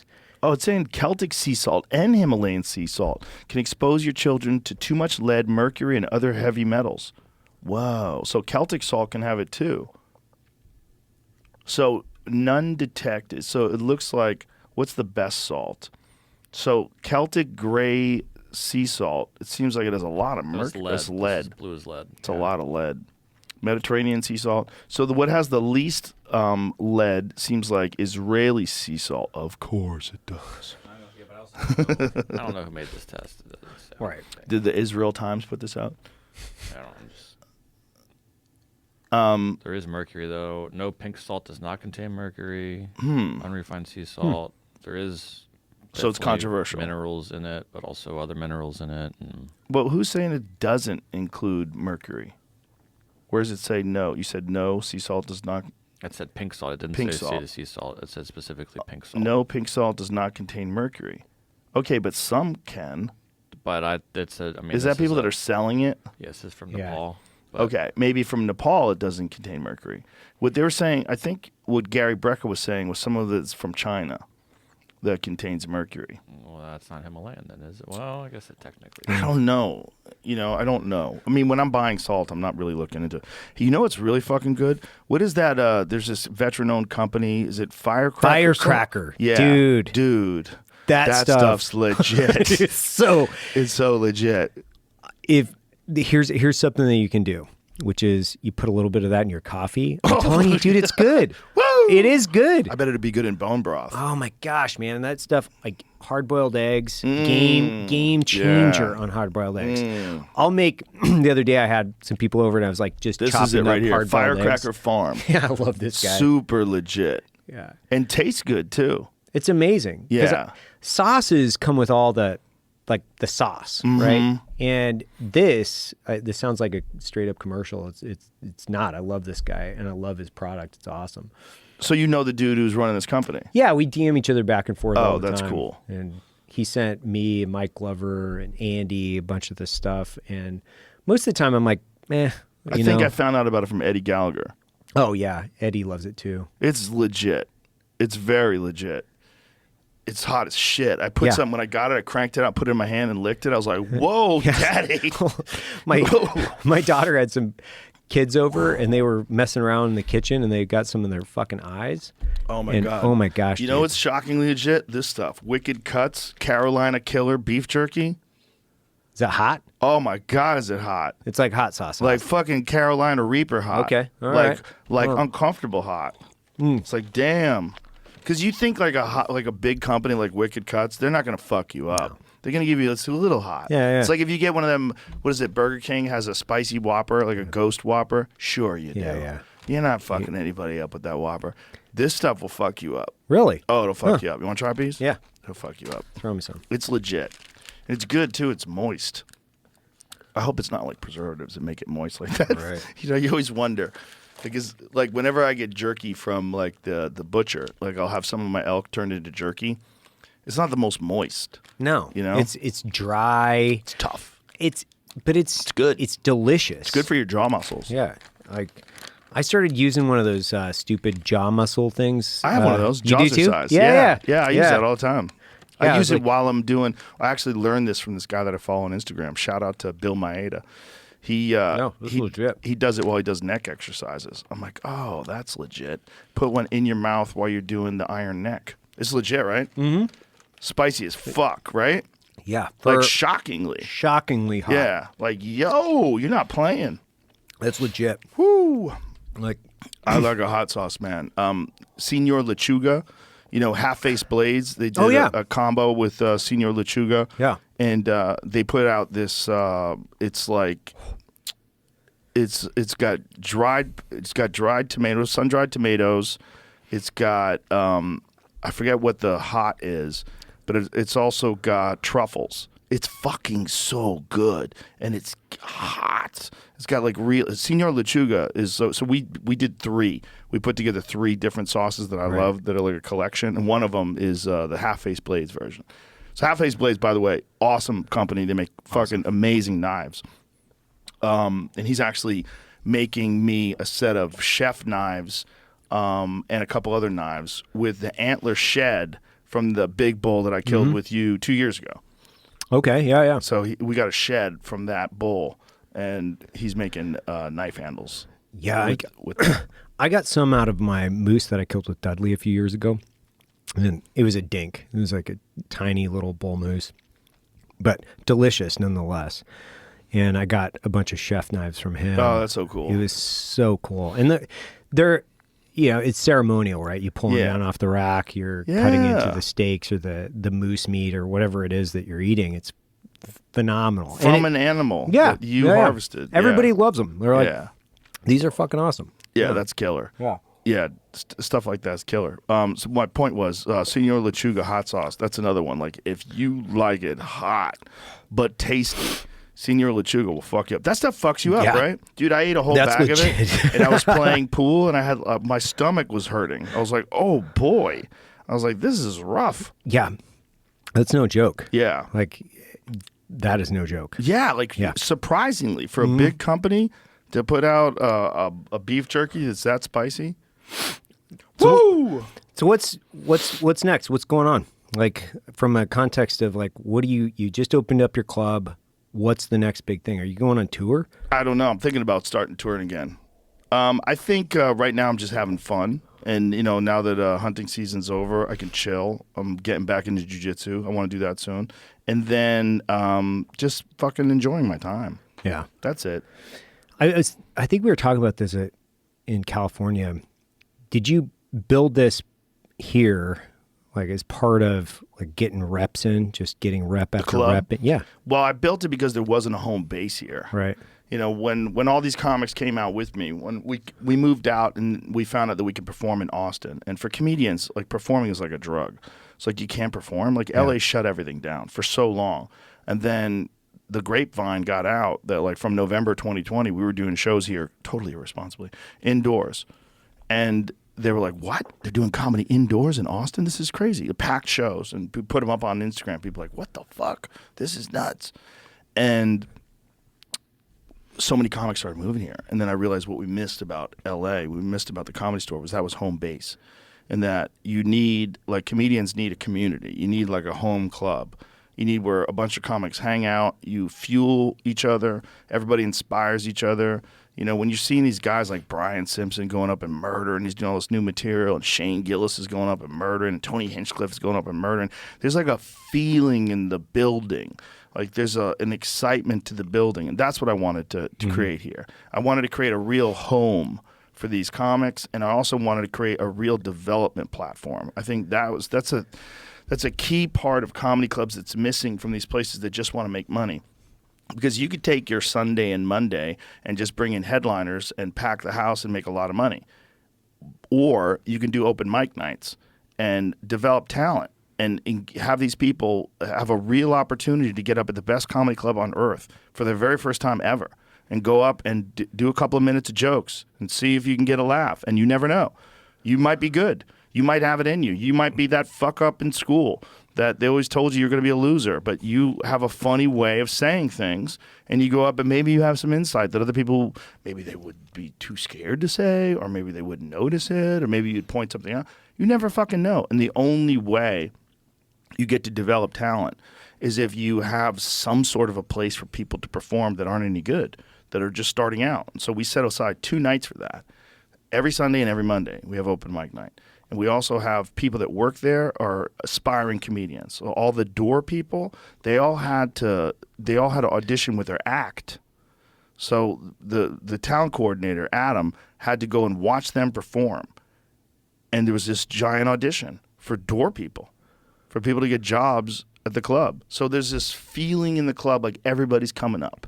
Everybody's coming up together. When everybody's doing good, Hassan, who's just a fucking amazing dude and hilarious comedian who's at the club all the time, he said whenever something happens with the door people or anybody else in the club, everybody always says, we up, we up. And I'm like, that's amazing. That's amazing. Something cool happens, we up, we up. And they'll yell it. Like, that's cool. It's great. So that environment, like, that's what I wanted to create. That was the goal. But it's way better than I thought it could be. Right. It's like I had an idea. I was like, let's just do it the best we can. And turns out you got some Spotify money. You can throw in a problem. You can make it really good, and have it set up where the comedians get paid really well, and everybody gets taken care of, and you feel really good about it, and it's a fun place to work, and it's a good environment for everybody. And that's what I wanted. So that's what we put together. It almost seems like the center of gravity from comedy has moved off the coast to Austin, and I think, and I'm probably not the first person to say that, but you're the guy that has kind of moved the epicenter of comedy over here. I gave them a spot. I created a spot. I mean, it was me because I financed it and it was my idea, but it was also we all need a spot, and if one of us can do it and put it together, I'm a good person to do that. Right. Because that's a lot of what I like to do. I like to help people. I like to blow people up. I really do. I love to have people on that I think are talented and let the world know about them. And I like to when I talk about things, whether it's, on my Instagram or on the podcast, 99% of the time, I have no affiliation with those things. I just think these are good things. Right. People should see these good things. I don't think, I should get a piece of that. I just think these are good things. These good things should make more money. This business should be bigger. This comedian should be more popular. This musician should be known. People should read this book. These are good things. Just put good things out as much as you can. And so that was my idea with this comedy club. Just get great comics, pay them well, and have a place where people can go where they know that they're going to be able to work on their act. Everyone's phone's locked up so that people aren't distracted and they're not filming things, and just having a good fucking time, enjoying this. Let's just work together and fucking all get better together and have a real home base. And I had the ability to do it. And so I said, it's kind of my obligation to do it. Like, the universe put me in this place where all of a sudden I moved out of LA. All of a sudden I'm in Texas, and all these other comedians come out here with me. And I'm like, who's going to do it if I'm not doing it? I have to do it. So we just went and did it. And with a fucking grab of Ron White grabbed me by my shoulders when he got off stage. The first time he got on stage, he hadn't done stand-up in like over a year, I think it was, or close to it. And he grabs me by my shoulders. He goes, whatever the fuck we got to do. He goes, you're going to open up that club, and we're going to do this. Like, he hadn't done stand-up in so long. And he fucking murdered. And he went on stage, and there was this giant standing ovation. It was insane. I wish we filmed it because it was such a beautiful moment. It was his first time doing stand-up forever. And he was kind of genuinely, like, concerned about it. He listened to his material. He went over his notes. He worked on it all fucking day. And so he went up that night. He was just on it. Just on it. And so, Ron White is like, he's a good friend, but he's also kind of a hero. Like, to me, like, in comedy, he's a legend. Right. And so, like, we have Ron White here? Like, of course. Yeah. What do you want to do? You want to open up a club? I'll buy a club. I'm like, let's do it. And so that was this was the second place I bought, right? I told you about the first place. It was owned by a cult. Yeah. He told me to buy that place too. You did? Yes. You should buy that place owned by the cult. Fucking beautiful theater. It was on BK's Road. Fucking gorgeous theater owned by a cult. boy, then I watched the cult documentary. I'm like, oh, fucking no. What is this? What happened here? There's so much bad juju going on in that building. So many bad vibes. So many people lost their lives, like literally lost their lives forever in that building. That's fucking wild. It's wild. Yeah. It's still a theater. I think they still do shows there. God. They built that theater for that dude to dance in front of his followers. That's like a whole other. That's a whole other segue. Is like how like crazy cult leaders are, and what type of personality that person is, and like what happens to people. I love those mockumentaries that a few people have done around cult leaders, and I think there's a series on Netflix that went into like a 3-part episode. Yeah, how to be a cult leader. I think it's called. Yeah, it's fucking hilarious. Well, it's just like you were talking about before. About 15% of the people have an IQ lower than 85, and some people just want to be led. There's a bunch of people, who are really lost and never develop the tools to be personally responsible for themselves. They never develop the ability to be autonomous. They never develop the ability to have their own thoughts and the objective analysis of all the information and coming up with a rational conclusion. And they don't have people around them that could bounce these ideas off, that they respect, that they can go, what about this? And that person go, yeah, but you have to also consider this. And you're like, yeah, you do, right? Right. Okay. So what is really going on? Like, they don't have that in their life. And so some fucking dude comes along and he's wearing Speedos and he does yoga and he tells you he can give you the knowing and you can be in touch with God. And you just you buy into it. And it feels better than being by yourself. And you're hanging out with all these people and everyone's cooking together and you're doing yoga together.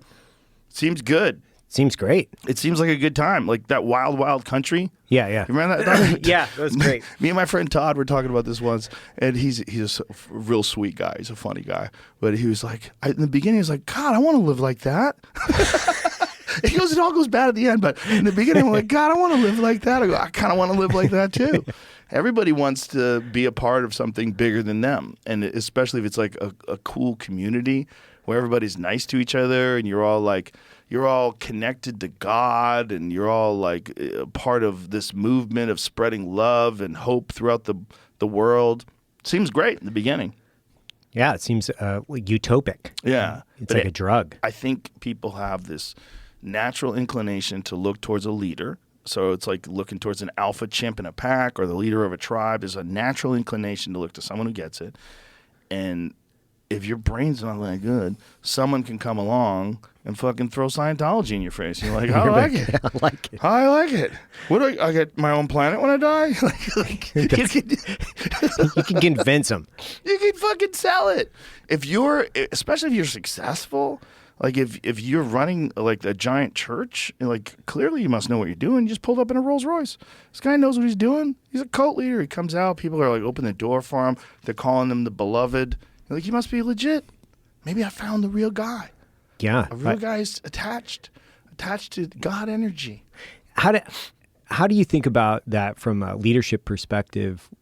You know, you've had a ton of guys on, but you find yourself as a leader. You find yourself as a voice. Like, does that come natural? Is that something that I just do my best to be like the best version of me that I can be. And if part of that is talking about the things that I've learned, then I do that. But there's no part of me that says like I need to be a leader.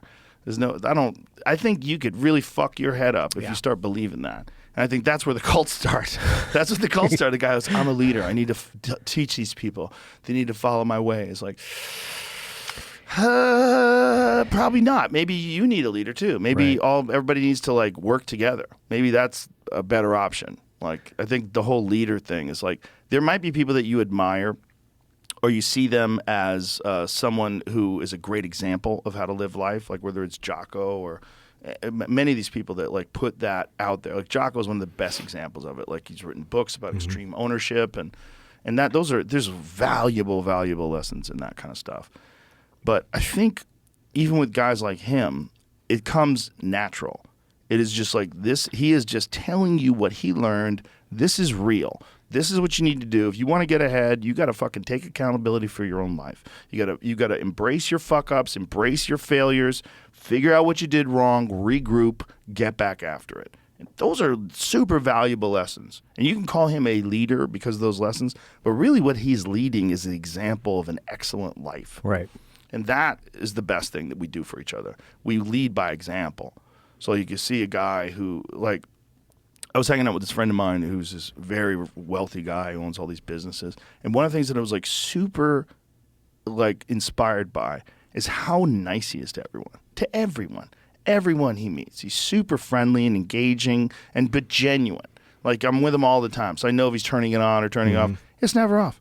He's like genuinely, and he doesn't have any time for negativity. He doesn't use email. He doesn't fuck with social media, and he's a multi-billionaire. Right. And he's just running his life with a smile on his face and genuinely engaging with people. Like, that guy's a leader by example. Like, that's a beautiful way to live your life. If you can do that, you could be very successful but never turn into a tyrant. That's amazing. That's amazing. Because most people, they take the easy way and they turn into a tyrant. Everybody around them's walking on eggshells. They yell at people. You always hear about that with talk show hosts, and you always hear about that with, like, people that are leading a sitcom. They just yell at everybody. Shut the fuck up and listen to me. I'm the star of this show. Like, you know, like, that kind of shit. You always used to hear about that, especially before the internet. Yeah, and I mean, some of the best leadership examples that I've had in my life were guys that were bad, toxic leaders, because you're like, God, I do not want to be even close to that guy. Yes. And, you know, and I've had like the fortunate opportunity to serve under some really incredible people and with amazing people that they just inspire you through action. And like one of those guys I've had a really close relationship over the last few years is Johnny Morris, the founder of Bass Pro. And he's that guy. Really? Like, he's so the humble. Founder of Bass Pro Shops? He is so humble. He is so nice. He is so genuine. We went elk hunting a few years ago. He called me. He's like, "Hey, Evan, you want to go elk hunting?" I was like, "Yeah, let's go." Like, you don't say no to Johnny, right? You're not like, right. No, like, of course I'm going to go. And one of the guys, he brought out one of the guys that plays in his bar there in Branson, Missouri. And he shot an elk. We were tracking it. Johnny's out there tracking it. And he's like, "Hey, guys, you guys want some water?" Like, runs down and grabs everybody some water because we're putting in some miles. He's driving the truck with us and stuff. I mean, the guy's, I don't know how many stores that he's opened. I don't know exactly what his individual wealth is, but he's humble. He's incredibly kind. And he's always there to offer an opportunity for somebody. We went out to one of his places in Arizona. He just sat with me for a full day just talking about brand. Like, you know, he's sitting on the couch in his slippers. We're going through brand and kind of brand moments and how important those can be and how important it is for your customer. The customer came up 1,000 times, like how important this is. And it's like those little pieces that I can pull away from incredible leaders, people that inspire me or whatever it is. It's not only the good people that you can find where they're authentically engaging with you, but it's also the flip side to that where you're like, this guy is incredibly successful and there's another person that's very toxic and they're not engaging people in an authentic way. I don't want to be even close to those people. Yeah. Like, not even close. It's like when people have alcoholic parents that, you know, they're in and out of jail, always getting arrested, and those people wind up being super disciplined because they're like, fuck this. I'm not living my life like that.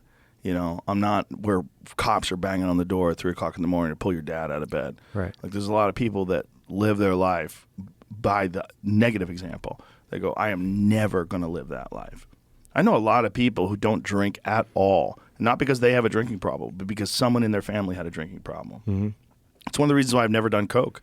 I had a buddy of mine in high school, and his cousin used to sell coke, and I watched his life fall apart.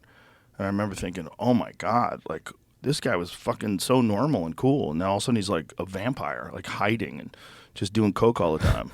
Like, they would hide in this attic apartment and do coke.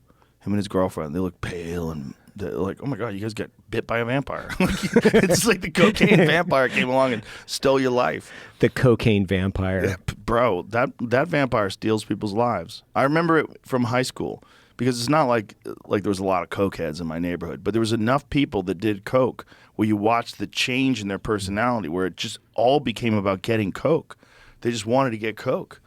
Well, I can imagine it's got to be prevalent within like the media world, and in LA it's got to be. Oh yeah, it's got to be everywhere. It's got to be everywhere in LA. I mean, I've had it offered to me a couple of times. Not a lot though. Right. Not a lot. It's not like it's something that it's not like weed. My God, how many times have people put a joint in front of me? Who fucking knows how many? But not. Coke is not. I think Coke people know other Coke people.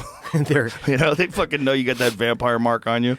They're looking at you going, this guy's way too fit. But I know some healthy people that do Coke, which is wild. I know some jiu-jitsu guys who do Coke. Really? Yeah. There's people that just like to party. They just enjoy it enough that they disregard or ignore the performance negatives, which are very real. Like if you're fucking ramping your system up with cocaine, you expect to perform at your best, and you're doing it all the time. Well, there's no way. Even if you're really talented, you're taking a chunk out of your potential. 100%. For sure. Yeah, I think that's where, especially if you're in a combat sport. And yes. I definitely, from my subculture, the people that I grew up with in the military, we're always concerned about brain injury, TBI. Mm-hmm. I think one of the most positive benefits that the veteran community specifically can do is stop drinking. Just stop. Once you mix drugs and alcohol in on a already compromised or could be compromised brain, you don't know what's going to happen. Right. And I know that it's one of those things that I've tried very hard to just eliminate out of my life because of that. I've lost too many friends to suicide specifically, and one in particular that was my best friend to just about a year ago. And I guarantee it was because of the mix of chemicals with a TBI. Guaranteed. TBI with fighters, one of the wild things is when you think a guy's punchy and then you have a couple of drinks with them. Mm-hmm. They get drunk so fast, like obliterated so fast. Like you're pretty normal and they're gone. And you're wondering like, wow, wonder what if like that whole brain the whole punch drunk thing, which people always used to call it punch drunk before they call it pugilistica dementia. But punch drunk, they are kind of drunk. And then you give them alcohol and they get really fucked up. And there's a lot of people just walking around like that. And also your endocrine system's disrupted. Your body's not producing dopamine or serotonin properly anymore because of the brain injuries. And so then you're looking for something to get you out of this fog of depression. And a lot of them turn to drinking, which is crazy because it's a depressive. It's the same. It's very, very similar in the veteran community because guys will come out, they're redefining themselves, trying to find purpose in their lives. They get depressed because they're dislocated from their tribe, the people they've been emotionally, physically, psychologically more connected to than sometimes their family. And then they are dealing with overpressure or they've been blown up, guaranteed, because even on internal breaches and explosives on targets, you're going to be exposed to the overpressure from the explosives. You're going to have some type of impact on your brain. Like I would say guaranteed if you came out of the special operations community. And then they switch, and I've seen it. There's too many examples for me to list, but I've seen it directly impact in a negative way because they switch to alcohol, and then they find themselves in the bottom of a bottle, and it doesn't get better. Like that doesn't improve their life in any way, shape, or form. There's an interim Band-Aid for it. It might make you feel better for a short amount of time, but after a while, it puts you into a spiral. And I've seen it happen too many times to count. Yeah. And it affects you. Like, I mean, it directly affects me every day where, whether it's the war itself or the post effects of war. I've talked about this a few times where it's like Iraq is with me every day of my life, whether I like it or don't like it. I've just dealt with it. And now I'm just trying to do the best that I can to make sure that, one, the machine is at 100% capacity, and two, that I can be an example for other guys to say, you know what, I don't have to be in a social circumstance and have a drink.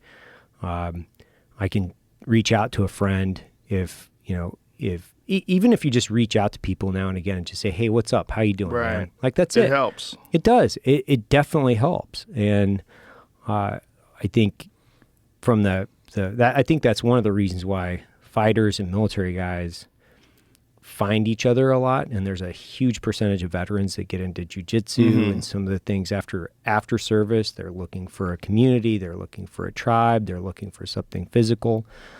And I see a lot of parallels between that. Makes sense.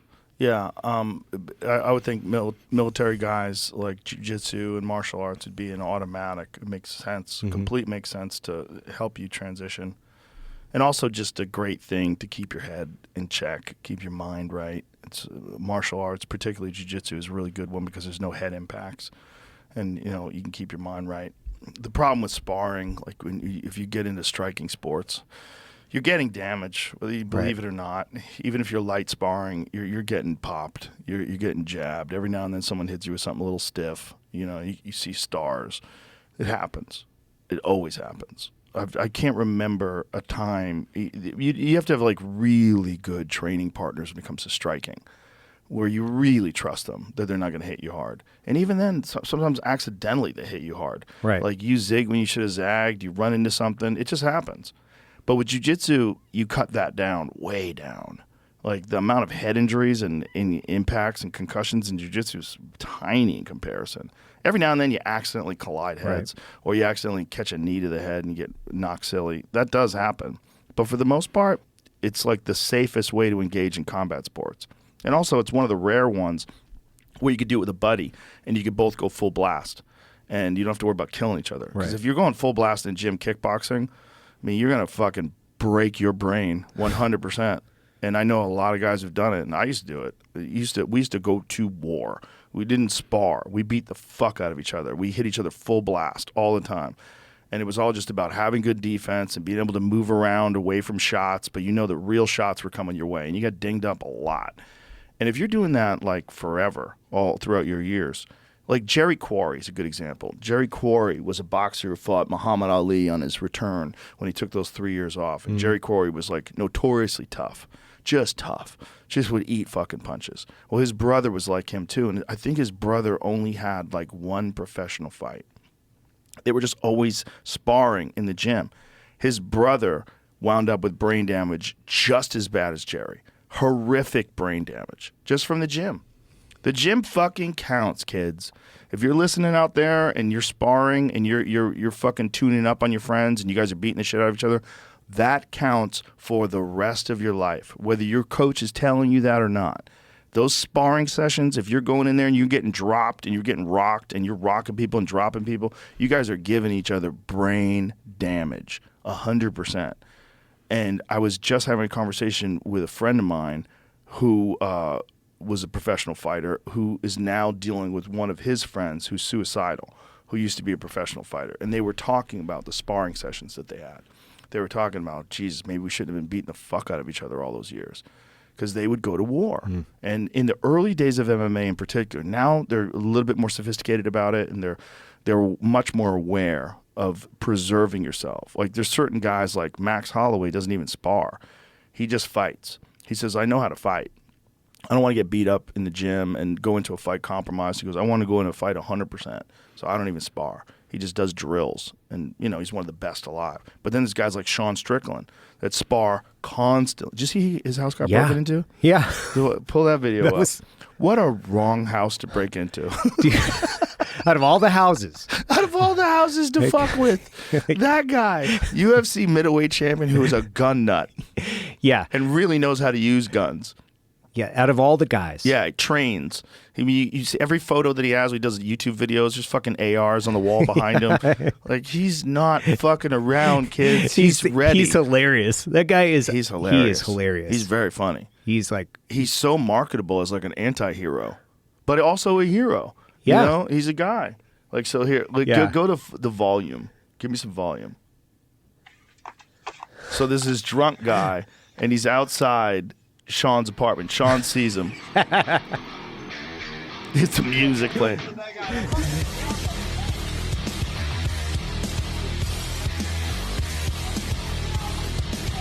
So he just throws the guy down on the ground, points a gun at him, and he's standing on him.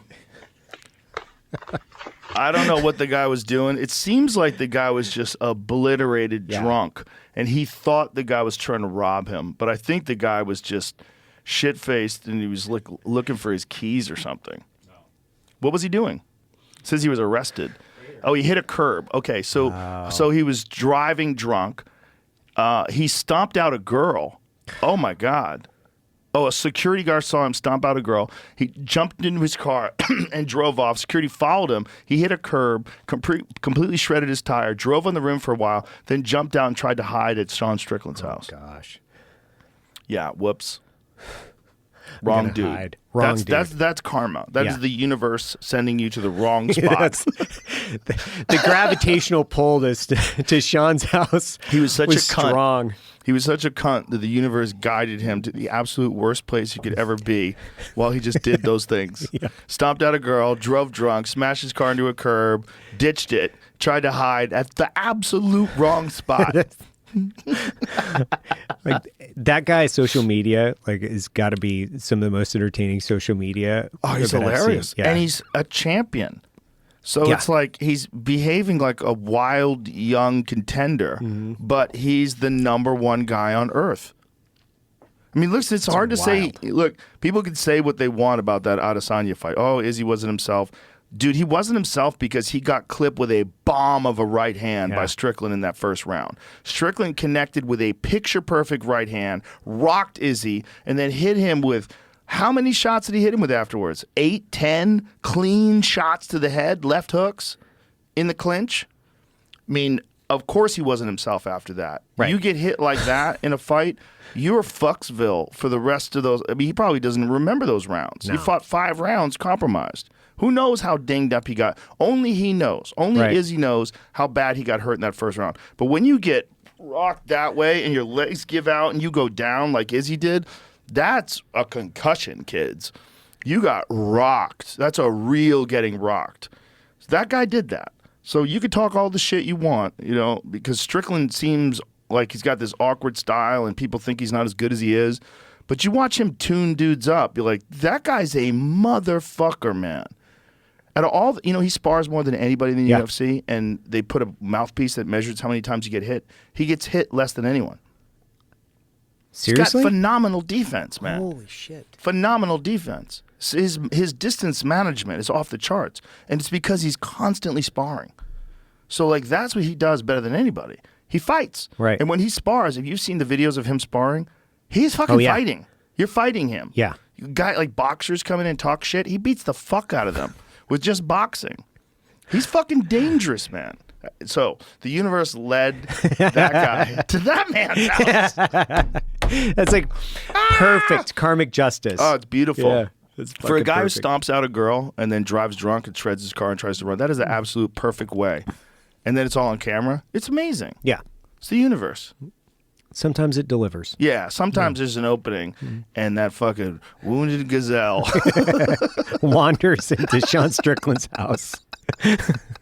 You fucking victim. Yeah. That cunt of a gazelle. God. Every now and then. Yeah. Every now and then the universe will give us one of those. Yeah. And thank God. You know what I mean? Yeah. Yeah. It's good. It's good that those. But again, that's the right to keep and bear arms. That's freedom. That's like the ability to protect yourself. He didn't know who the fuck that guy was. What if that guy was a creep? Yeah. Who knows? Oh, I got another one. I got one for you. This a guy tries to rob a gun store. What? Yeah, I sent this to my friend Sean, or my friend Justin, rather. My friend Justin is a real gun nut, like a fucking bona fide, salt-of-the-earth gun nut. And I sent him this because I knew he would get a kick out of it. I'll send this to you, Jamie. This is one of the ones that says sensitive content. Do you really want to share this? It'll ask you if you want to see the reel. Like, yeah, I want to see it. And then you try to send it. Hold on. Do you really want to share anyway? It says, this post... includes a notice saying it may contain graphic or violent content. Yeah, I want to share it. Of course I want to share it. There's so much of this on Instagram. They must be either promoting it, but they're absolutely aware of it, right? They have to be aware of it because they put a notice on it saying, "Are you sure you want to share it?" Mm-hmm. First of all, they asked me twice, "Are you sure you want to see it?" Right. I said, "Yeah, I want to see it." They said, "You sure you want to share it?" I'm like, "Yeah, I want to share it." And so they let me. So they must know about it. So they know about violent shit, like murders. Like, watch this. So this dude comes into a gun store. Give me some volume. Rob a gun shop. Oh, it's someone talking over it. Russian quarterback. Imagine. This guy thinks he's going to rob a gun. See that old dude? That old dude has been planning for that moment every day when he puts his shoes on. Yeah. One day someone's going to rob the gun store, and I'm fucking ready. That guy's at the range practicing for that. One day. That's from the Instagram page, this_motherfucker_right_here, which is an amazing page. But imagine these guys thinking that they can go. He got 2 guns on him, too. Thinking he's going to walk into a gun store and rob a gun store. And he just gets dusted, like, immediately. Look at this. Boom. Right away. Yeah. There wasn't a decision-making process in this. Imagine him where he's thinking, like, I'm going to go into this gun store, I'm going to rob them, and I'm going to take all the guns. Yeah. Yeah. Who do you think works there, kid? Who do you think works at gun stores? People who really enjoy guns. Yeah, you don't get passionate. the average Starbucks barista who's like, I heard there's an opening at the gun store. Am I allowed to wear my lip ring? How many pronouns? I don't think you got a lot of pronoun name tags in gun stores. No, I'm pretty sure they don't. I don't think you have to have he, him in your social media bio. No, not at all. Somebody sent me something the other day. Every time someone sends me something that has like their pronouns in their bio of an email, I just delete it. Yeah. I'm like, no, not playing along with this. No, somebody asked me the other day in the company, they're like, well, do you want to do this? And it's like, absolutely never. They asked you if you want to put pronouns in the Not in mine. They were saying other people's? if we should do it. And I was like, my God. Or let people. And I was like, hey man, your title and your name. That's all we need to do here. We're all good. We don't need to do this. I'm not participating in this like horse shit, whatever this is. I saw a comedian that had that in their bio. Are they funny? I find that hard to believe it's that not there's possible. too many. They can't be. Culturally, they don't like. There's a section of the population that tends to be like really liberal, like the woke side of the spectrum. They're not funny. They can't have humor. They're humorless. That's part of this. They could 10 years ago. They could 10, 15 years ago. You could, because there's a lot of people that you would consider woke that were very liberal, but they were able to use humor in a way that is very offensive. If it was not humor, right? Because but it's humor. It's only supposed to be funny. It's not like they're making statements like these are affidavits. These are my real beliefs on things. No, they're saying things in a way that's either ironic or sarcastic or it's a parody or whatever. But it's very funny, and it's very funny and uses outrageous language and uses what people would think is problematic stereotypes and all kinds of shit like that. And there was a lot of liberal comedians that would walk that line and be really good at it. Mm-hmm. You know, they would say something racist from the perspective of a racist person and make fun of that person, but also make fun of the way that person's talking about things, and that the way that person's talking about things are also funny. And you could do that. Now you can't do that anymore because now those people are the left has moved so far.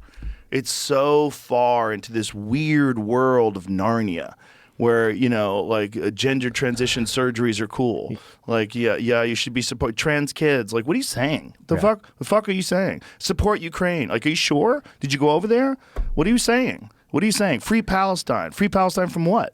Like, okay, what do you know about it? Tell me what you know. Like, are you just jumping on every fucking bandwagon that the left wants you to jump on? Or have you really looked into this shit? Like, how much do you know about Israel? How much do you know about Hamas? How much do you know about the history of the region? Very little, but you got a fucking flag on your Instagram bio because that's the fashionable thing to do. And that it's moved so far in that direction. What are your pronouns? Put them in your bio. Okay. Like you don't even have your pronouns in your bio. Like this kind of nonsense and compliance has led them into this weird world where you can't do proper humor anymore. No. That's why there's no comedy movies anymore, man. Is that the reason you think? Yes, they're scared. You can't do like Superbad today. No. But the guys who did Superbad are all woke. Yeah. Yeah. 100%. I mean, all of those guys are 100% on the woke side of things. Now. Like, and now they're like they woke themselves out of jobs. They woke themselves out of one of the most cherished aspects of movie-going times, which is going to see a great offensive movie. Like the Farrelly Brothers, like Something About Mary. Hilarious fucking movie. Try making that today. Well, Blazing Saddles. Try making something today. like that. Yeah. Like, could never happen. Could never happen. Like, Tropic everything Thunder. Mel Brooks, everything that they did. Oh, yeah. There's no way it could be made today. No way. And he's a very liberal, very left-wing guy. You used to be able to do that. You used to be able to do that with humor. There's a lot of comics that are really liberal that were really funny like 10, 15 years ago. And now you watch them, it's like a lot of clapter and virtue signaling. It's like, you're scared. You're scared. You're scared of upsetting that base. You're scared of them turning on you. You want them with you always. And they're not with you, man. They're all trapped in the undercurrent, the tide. They're getting pulled by a riptide of this culture run amok.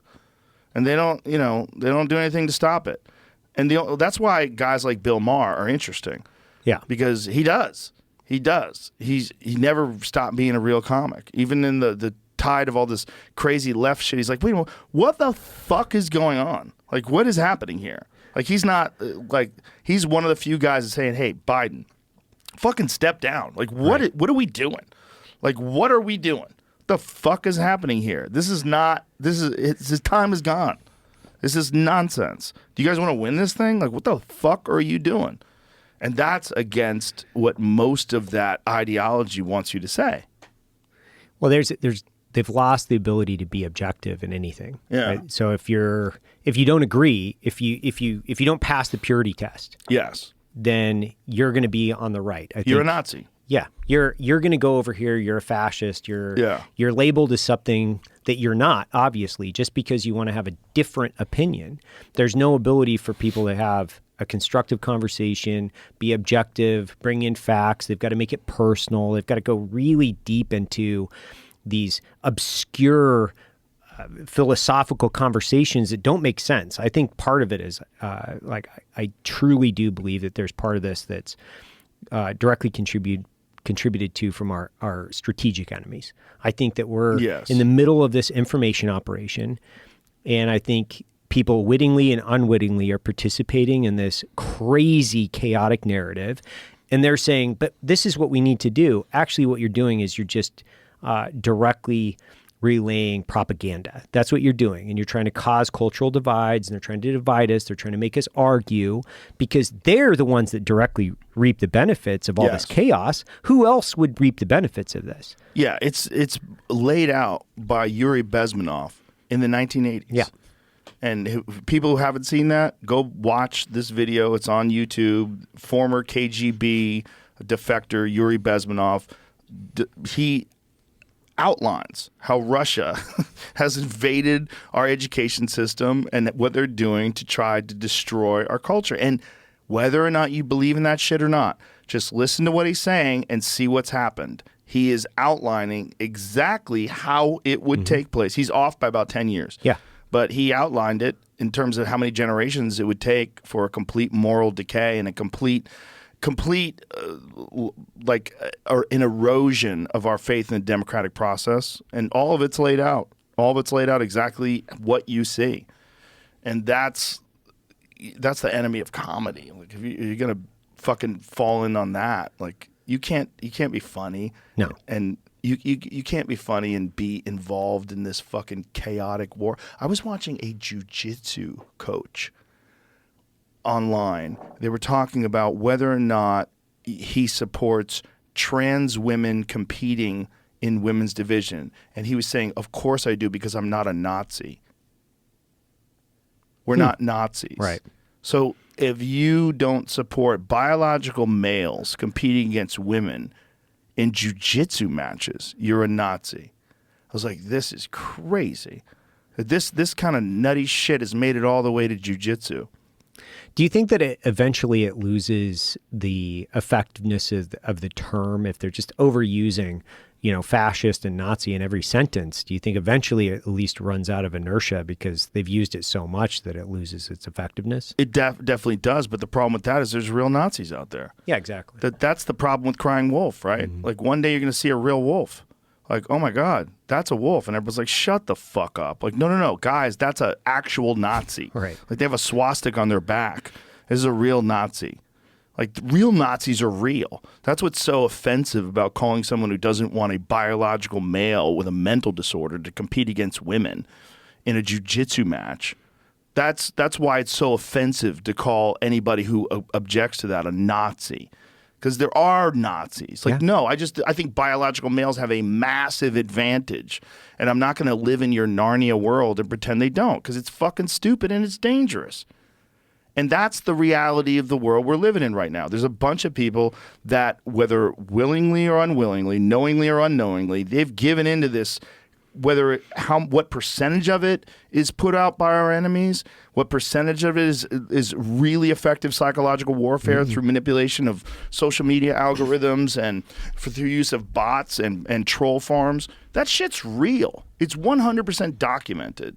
It's 100% real. And if you don't believe that it happens, you're living in a fictional reality because they're either participating in it or they're taking advantage of it. Yes. That's their job. By the way, because there are strategic threats, whether that's militarily or economically, this is their goal. And when you're controlled by one party, in China, it's the Communist Party, they've got a long-term look in how they can directly affect and ultimately degrade what we believe as Americans because they benefit from that. Yes. They want the position that we have. So if people don't believe that, you're just living in a false reality, period.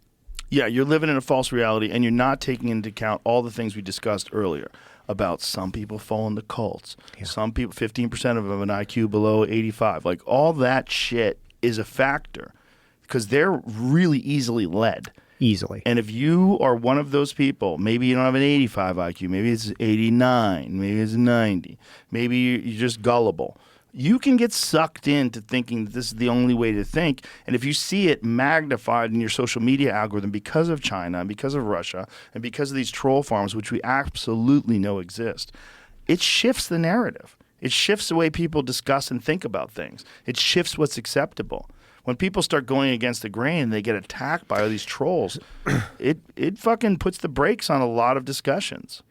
Well, and that's the only way that we're going to move the ball forward, and I hate using sports analogies, but that's the only way we're going to be able to move things forward is if we can get out of what I would say is the idiot circus participating in these nonsense subjects versus, hey, guys, we have to maintain our sovereignty. We have to maintain what we would call our principles internationally. Why? Why is that important? Why should we be thinking about these things? And I think these are real questions that we can be talking about. Like, a good one is, why is our national debt where it is today? Why do we have $33 trillion in debt? What is the debt service going to happen for our country, the individual taxpayers? How does that look like? What does that look like in 10 years from now versus whether or not we're arguing who's male or female or how many pronouns you have? I think we should be talking about those things. Those are really substantive conversations. Yeah. And then climate change comes up, and that's the next one people start fighting about. It's like you got to keep as many beach balls up in the air at the concert as possible. Just keep bouncing those fuckers around to distract people. It's a distraction. It's a giant distraction, whether you realize it or not, whether you're overconfident in maybe your own ability to navigate waters, and you're like, it's not affecting me. It's affecting culture. And if it's affecting culture, it's going to have an impact on you. It's going to come towards you. You're going to have to push back against something that you wouldn't have to push back against. Some real nonsense shit. And if you go against it, you're a Nazi. Like this whole men using the women's bathroom. Like, listen, I'm not an anti-trans person, but if you don't believe that there are certain male predators that are sex offenders that wouldn't take advantage of the ability to wear a dress and then all of a sudden be able to go into any woman's room they want, well, they definitely do. Right. And you don't have a way of discerning who's a legitimate trans person that has gender dysphoria that really just wants to be accepted as a woman and who's a sick fuck who just wants to go watch women shit, because those guys are real too. And if you don't agree with that, if you don't say that those people are real, now all of a sudden you've created a whole category of sexual predators that prey on women that have a Willy Wonka golden ticket. Now they can just go into women's spaces. They can go into women's locker rooms. They can go into women's anything. All they have to do is say they identify as a woman. And it's not hard to do. No. You don't even have to look like a woman. You just say you identify as a woman. You can put lipstick on if you want. Like, we're so lenient about this shit. And I'm not saying I know a solution, because, like, if you ever remember Blair White? Oh, yeah. She should use the women's room. Mm-hmm. Why shouldn't she use the women's room? Like, that's a trans woman who's like, that's a trans woman. That's a real, she lives like a woman. She wants to call herself a woman, I'm in. But that's not everyone. No. There's this one, I think this person lives in, I want to say Canada, but somewhere north. But on their social media, they wrote, some women have penises, and if you don't like it, you could suck my dick. Full beard, wearing a dress, looking like a guy in a dress. And you're like, okay, you might be insane. How about you're insane? Right. And how about if everybody just accepts that blanket? Well, now you have, like, you leave this door open for chaos. And if you can't talk about it, because if you talk about it, you're a Nazi. Like, what are we doing? Like, what are we doing? We gave perverts, like, a complete Willy Wonka golden ticket, a hall pass. Give them a hall pass, and then you can monopolize the conversation in the country around what quite literally small, meaningless things versus saying, these are big strategic threats to our way of life. Like, I think there are people outside of this country every day that are looking to undermine our entire premise of what we've built over the course of the last several hundred years. I don't even necessarily say that I believe in this, and it's not a feeling. It is what it is in the context of spending most of my life overseas and working against these intelligence agencies. You know what they're capable of, and you know what they're doing. They love this. Like, they love this chaotic, weird conversation that we're trapped in, arguing about all of these different things, because at that point, we're taking our eye off the ball. Like, they love the fact that we are trapped in this, like, endless cycle of wars of occupation where we spent trillions of dollars. They love that. You know why? Because it degrades our long-term military viability in some of these regions, and then, China can snap up ports and economic influence, and they can start building their power. And we, as a country, if we don't focus on those things, if we don't really try to focus on what is culturally important to us, what are we really going to protect? Freedom of speech. Good, for instance, in this is, we were talking about it in California, like, comedy is one of the last places where you should be able to say what it is that you want to say. Like, and I'm saying everywhere we should be able to do this, and we should absolutely protect it. But if comedy's under attack from people wanting to cancel comedy because of jokes, that's a problem. As a country, as a society, that's a fucking huge problem. Well, the Lakota had a term called the Heyoka, the sacred clown. Mm-hmm. They had a person in their society that made fun of everything because they had this need to test things. Like, how do I know if this thing is legit? If someone can't make fun of it, that's probably a thing that there's a problem with that thing. If you can't discuss it and you can't mock it, there's probably a problem with that thing. Like, maybe that thing is like, maybe there's a little bit of a culty aspect to that thing. And here's a question. Do you think we're doing the same thing overseas? Are we doing the same sort of social media campaigns? Ooh. We must be. I asked Mike Baker, and he fucking gave me the runaround. I think, here's my honest, everybody that starts a conversation by saying, here's my honest opinion. But my assessment in this is, I think that we have forfeited portions of foreign service to the left in the context of wokeism, politically correct. Like, the act of maintaining your sovereignty in the context of military and then economically is not politically correct. You can't broker in that rhetoric and then implement a strategic long-term goals and objectives that are going to meet and exceed what we have to do to maintain America and ultimately America's power overseas if you believe in it. You just can't, because it's not politically correct. If you believe that all nations are created, equal and all political ideologies are equal, that's just wrong. It's not. I think communism is a dog shit ideology. I think that it should have been flushed down the international toilet a long time ago. We just haven't done it good yet. Yeah. We're going to figure it out this time, Evan. Yeah, and You're so close-minded. You can't dabble in it. Like, right. It's so dangerous to start dabbling in these things because it's a failed ideology. You have to flush it down the toilet. It has to go away forever, and then you have to evolve past that at a certain point. But when you've co-opted our academic institutions and you've indoctrinated generations of the academic elite, and then they've worked their way into foreign service, and they've worked their way into the intelligence apparatus. Now they're going out and they're not willing to implement at the same degree that they might have been able to in the 1960s and 70s in the context of zero-sum game. We are here to win. That's what we do. And you got to play by the rules of nature, which is things will die. And when I say that, ideologies have to die, like they do. When they're failed and they're bad for freedom, which I tend to believe in radical freedom, when they're bad for individual liberty, when they're bad for freedom, they gotta fucking die. And if you're going to have communism, you're going to need someone to enforce that. It only is implemented through tyranny. That's it. Isn't that wild? Yes. That no one wants to do that math.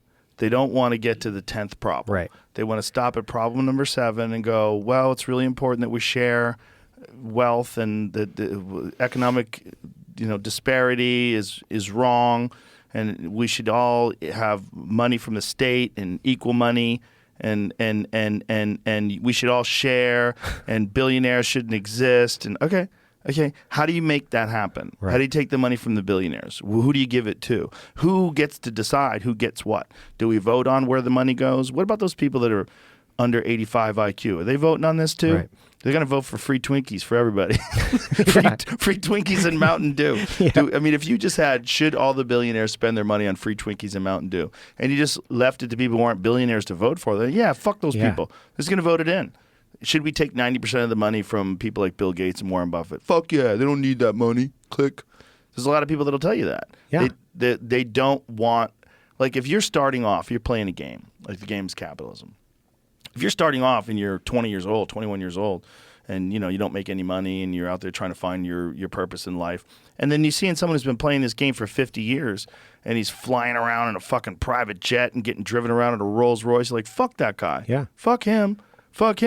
He's too far ahead of the game. But you're playing that game too. If you're working and you're getting paid for your work, you're playing a game. You might be playing a very low level of the game, but you're playing the game called capitalism. And the more work you do, the more money you get. The more effort you put in to figure out how to get more money, the more money you'll get if you're successful. And if you're not successful, you'll at least get lessons on how to do it wrong. And hopefully you're going to figure that out, because many people have, including that guy in the fucking Bentley, including that guy in the private jet. He's just 70 years old. And he's been playing this fucking game for 45 goddamn years hard.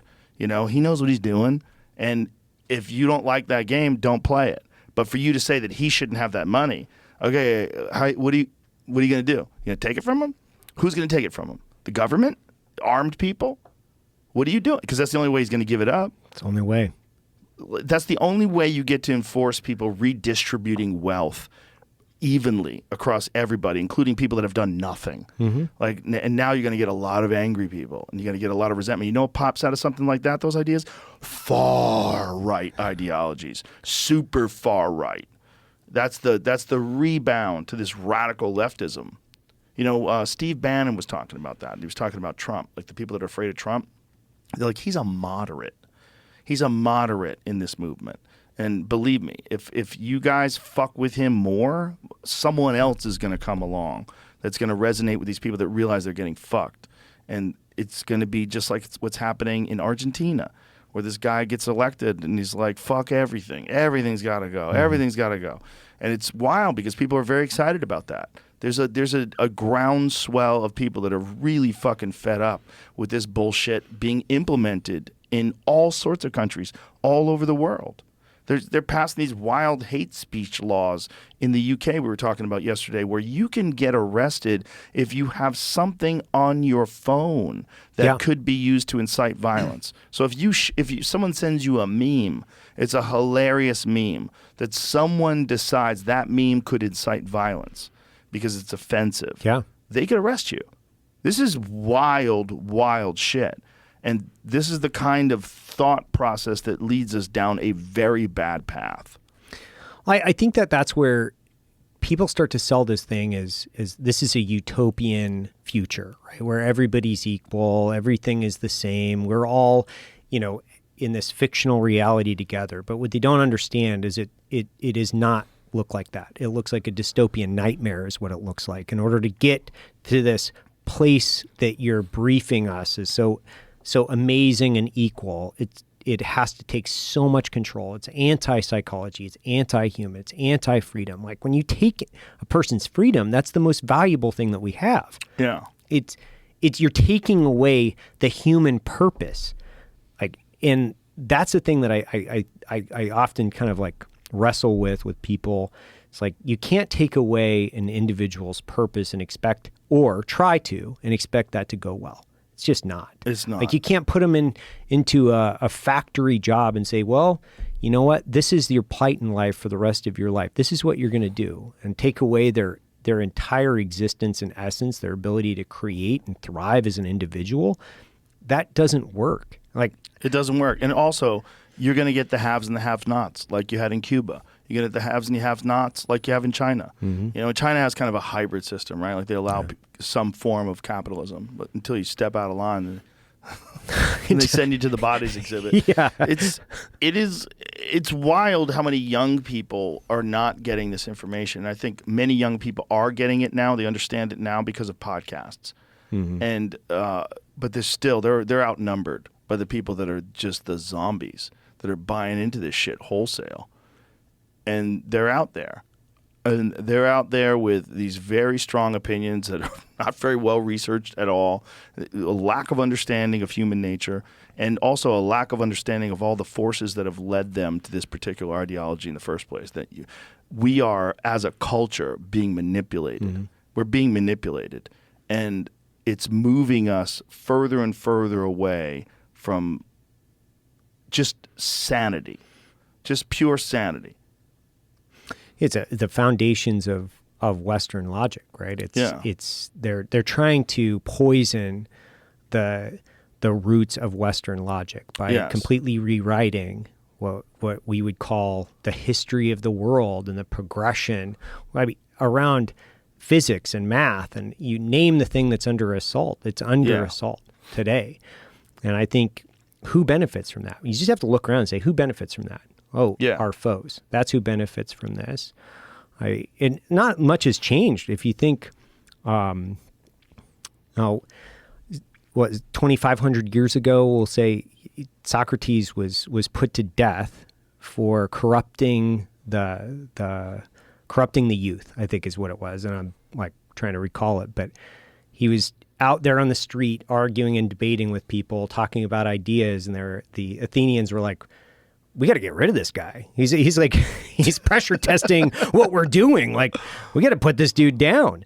And I think, well, that was 2,500 years ago. So anytime the state deems information as a threat, we should probably be looking at that information and then really trying to like have an open discussion about it. That's the beauty of America, like freedom of speech. Yes, it is the beauty of America. But it's also why they're trying to crack down on the internet. Right. The internet has been the biggest force in not just relaying this propaganda, but also fighting against propaganda and letting people realize, like, hey, like these people that are supposed to be your leaders, they're compromised and they're fucking you. And there's some things that they're doing now that they're just doing. And like, what is the economic consequence of the hundreds of billions of dollars that are being spent on these wars that we're not interested in? What are the economic consequences? Where are the actual legal consequences for? Here's an easy one, which is we invaded a country of Iraq because of weapons of mass destruction, and they're so-called. It didn't exist. Yeah. Not one person went to jail.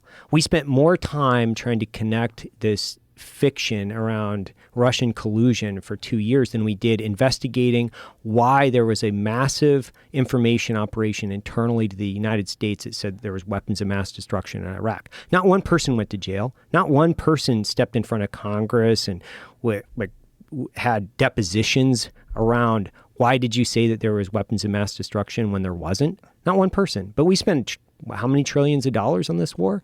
And how many people died? Yeah. How many innocent Iraqis died? Well, I mean, these are hundreds of thousands of people. I mean, my peer group alone, just thousands of people that are physically and mentally altered forever that spent, you could say, the best years of our life in a war under false pretenses. And now the long-term effects are coming back, and also the government doesn't want to pay for that bill as well. So, yeah, they were trying to deny Gulf War syndrome. Remember that? When they were using depleted uranium rounds?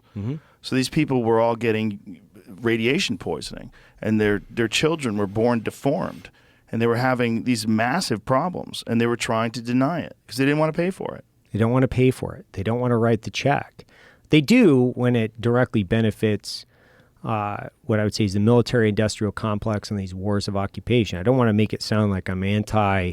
I think there's a difference between a war of necessity that maintains national sovereignty and a long-term war of choice for occupation.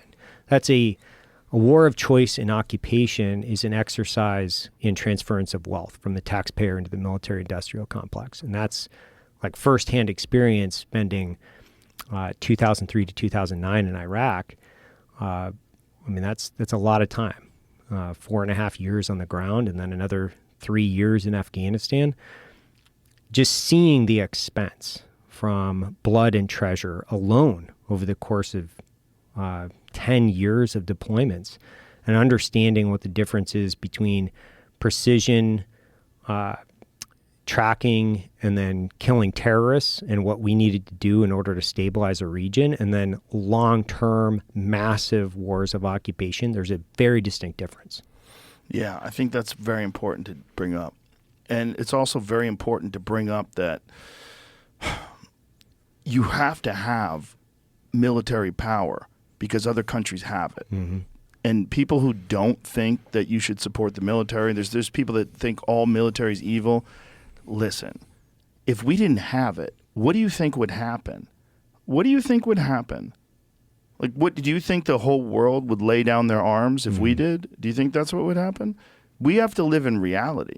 And the reality of this world, and you know it better than anybody, this world is a fucking messy place. We live in a bubble here, a very protected artificial reality. When you get out into the most dangerous places in the world, that's where you see nature. That's where you see the real rules of life, which is the only rules are those of physics. Bullets travel at X feet per second. You have a collective team trying to organize against in a very chaotic environment, trying to survive. But really, you strip every piece of what you know around rules, around what's right and wrong. Your morality is put into question. Your mortality is at stake all the time. And you see the real world. It's eye-opening to the point of you understand how great we have it in the United States and how beautiful this country is. And you also understand how fragile life is and how brutal the world can be and how brutal humanity can be towards each other. You know, it can be gone like that. And I think being exposed to it for that long and then coming home, the things that I've been able to pull away from that are, this place is amazing. It's beautiful. It's something that we should foster and encourage and continue to pass down through generations, because we're so fucking fortunate to have hit the birth lottery being born here. Yeah.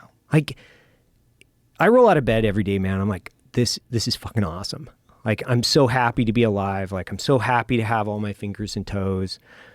And I'm so happy for the experiences of war, because it's shown me what it's like to understand my mortality, sometimes second to second, but for sure day to day for years on end, and understand that we're only here for a short amount of time and we got to make it fucking count.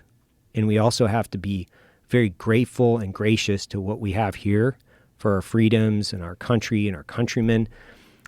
And the experience of war itself, that chaotic environment that's shown me traffic rules don't apply over there, right? It's like traffic lights and police officers and, the things that we take for granted every day, going to work, making our coffee, doing all the things that we do. You strip all that away into just the law of nature.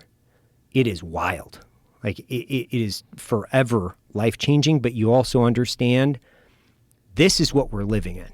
Like this is the actual consequence of what we're living in. We're very protected in the way that we live life right now. Yeah, I'm real glad you said that. I'm real glad you relayed that message that way. People need to hear it. Let's wrap this bitch up. Sweet. Appreciate you, brother. Thanks, man. Always a good time. Yeah, dude. Evan Hafer, ladies and gentlemen. Bye, everybody.